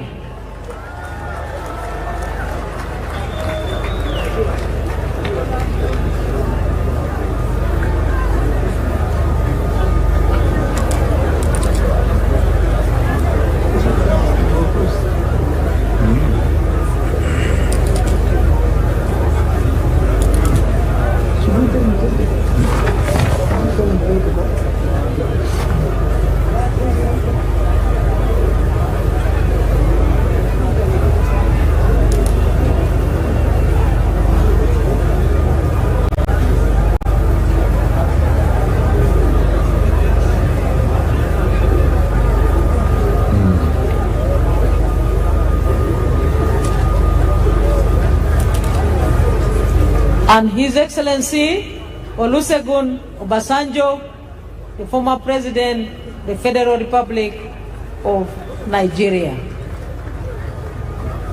And His Excellency Haile Mariam, the former Prime Minister of Ethiopia.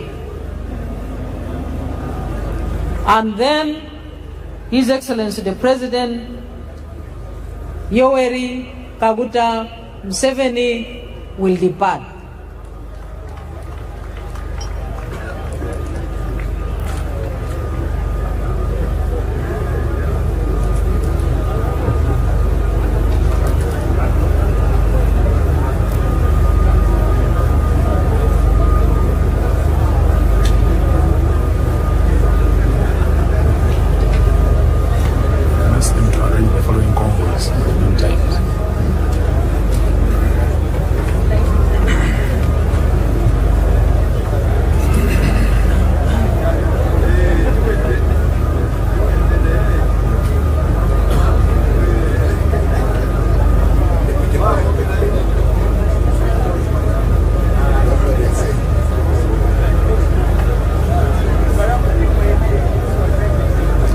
His Excellency Uhuru Kenyatta, the former President of the Republic of Kenya, His Excellency Olusegun Obasanjo, former President of the Republic of Nigeria, and His Excellency Haile Mariam, the former Prime Minister of Ethiopia, will depart, and then His Excellency Yoweri Kaguta Museveni, President of the Republic of Uganda, will depart.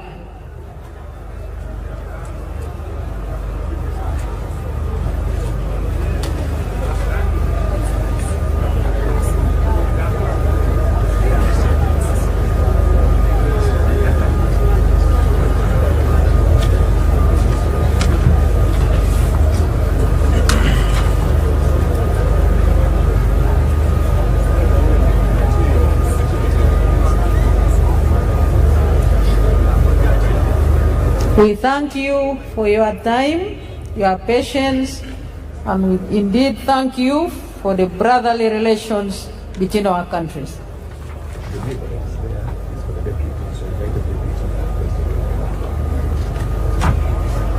They made a mistake.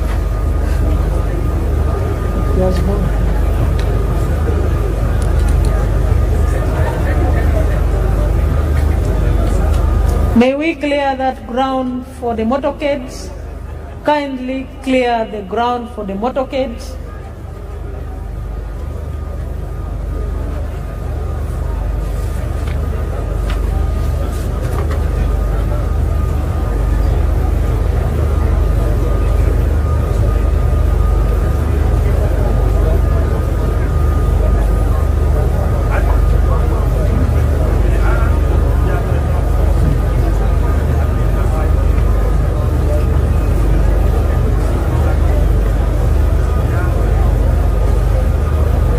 His Excellency Olusegun Obasanjo, former President of the Federal Republic of Nigeria, His Excellency Uhuru Kenyatta, former President of the Republic of Kenya, and His Excellency Haile Mariam, the former Prime Minister of Ethiopia, will now depart, and then His Excellency General Yoweri Kaguta Museveni will depart. We shall continue announcing the order in which other remaining heads of delegations will depart.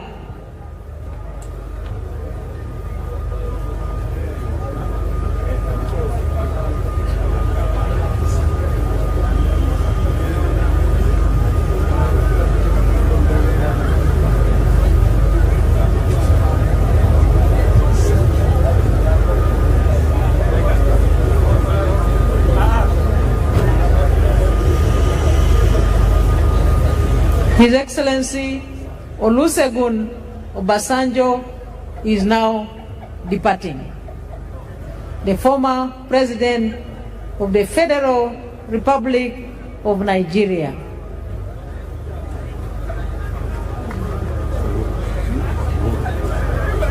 And next is His Excellency Uhuru Kenyatta, the former President of the Republic of Kenya. That's a problem. Former Prime Minister. Former Prime Minister.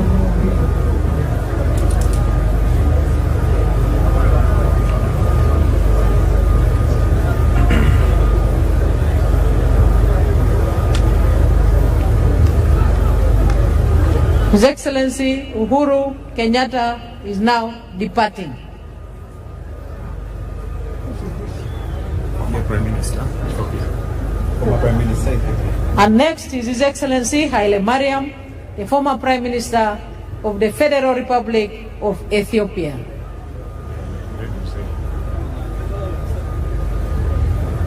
And now, this is the moment. His Excellency Yoweri Kaguta Museveni will depart. The chairman of Non-Aligned Movement, the chairman of G77 plus China, the chairman of the East African Community, and the chairman of the African Peer Review Commission.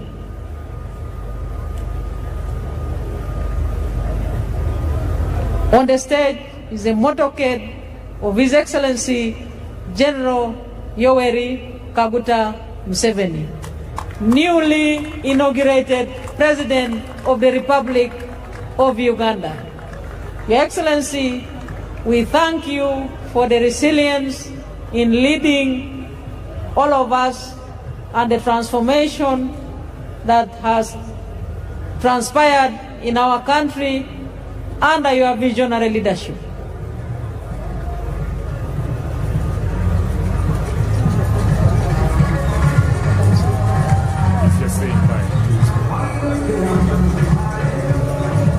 I request all of us to remain calm remain composed in your seats.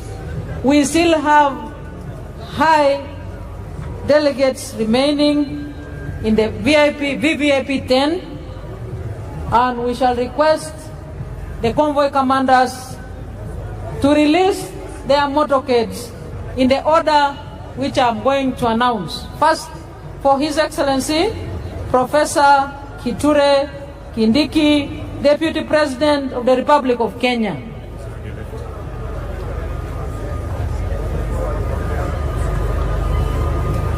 Your Excellency, we thank you for your time and we sincerely congratulate you again very warmly on your swearing in and inauguration. The motorcades that will follow are for His Excellency Professor Kithure Kindiki, Deputy President of, followed by His Excellency General Chiwenga and his dear spouse, the Vice President of the Republic of Zimbabwe. His Excellency, the President of Uganda, is now departing.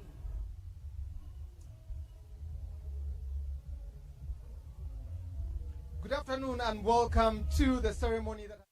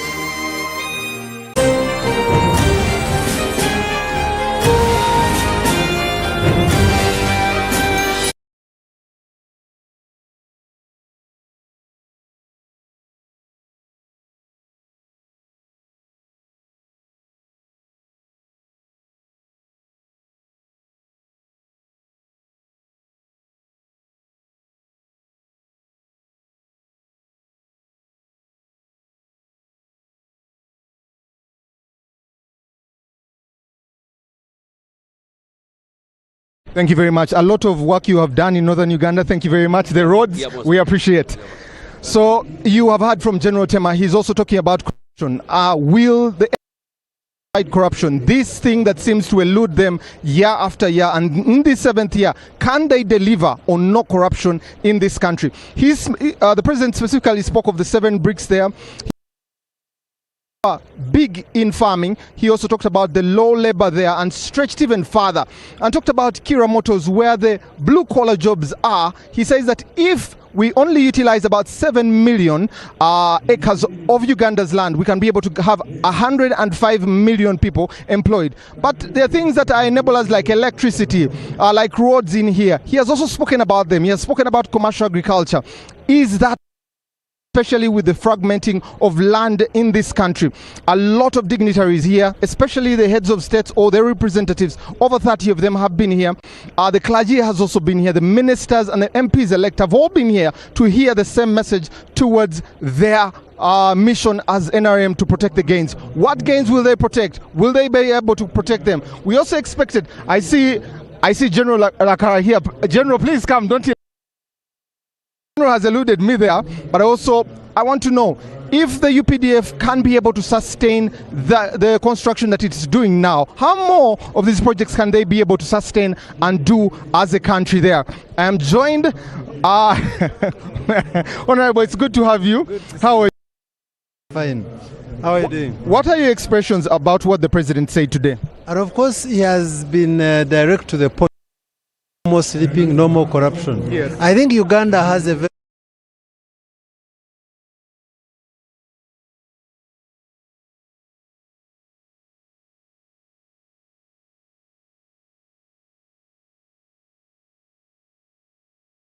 able to harness them to our advantage as households. Our people will get out of poverty. Yes. And this is the very topic the president was addressing. I am glad to note that this Chisanja is a Chisanja of no sleeping. Us as leaders who are supporting the president should go down to the community, to the constituencies, and be able to drive this agenda through the households of our communities. So as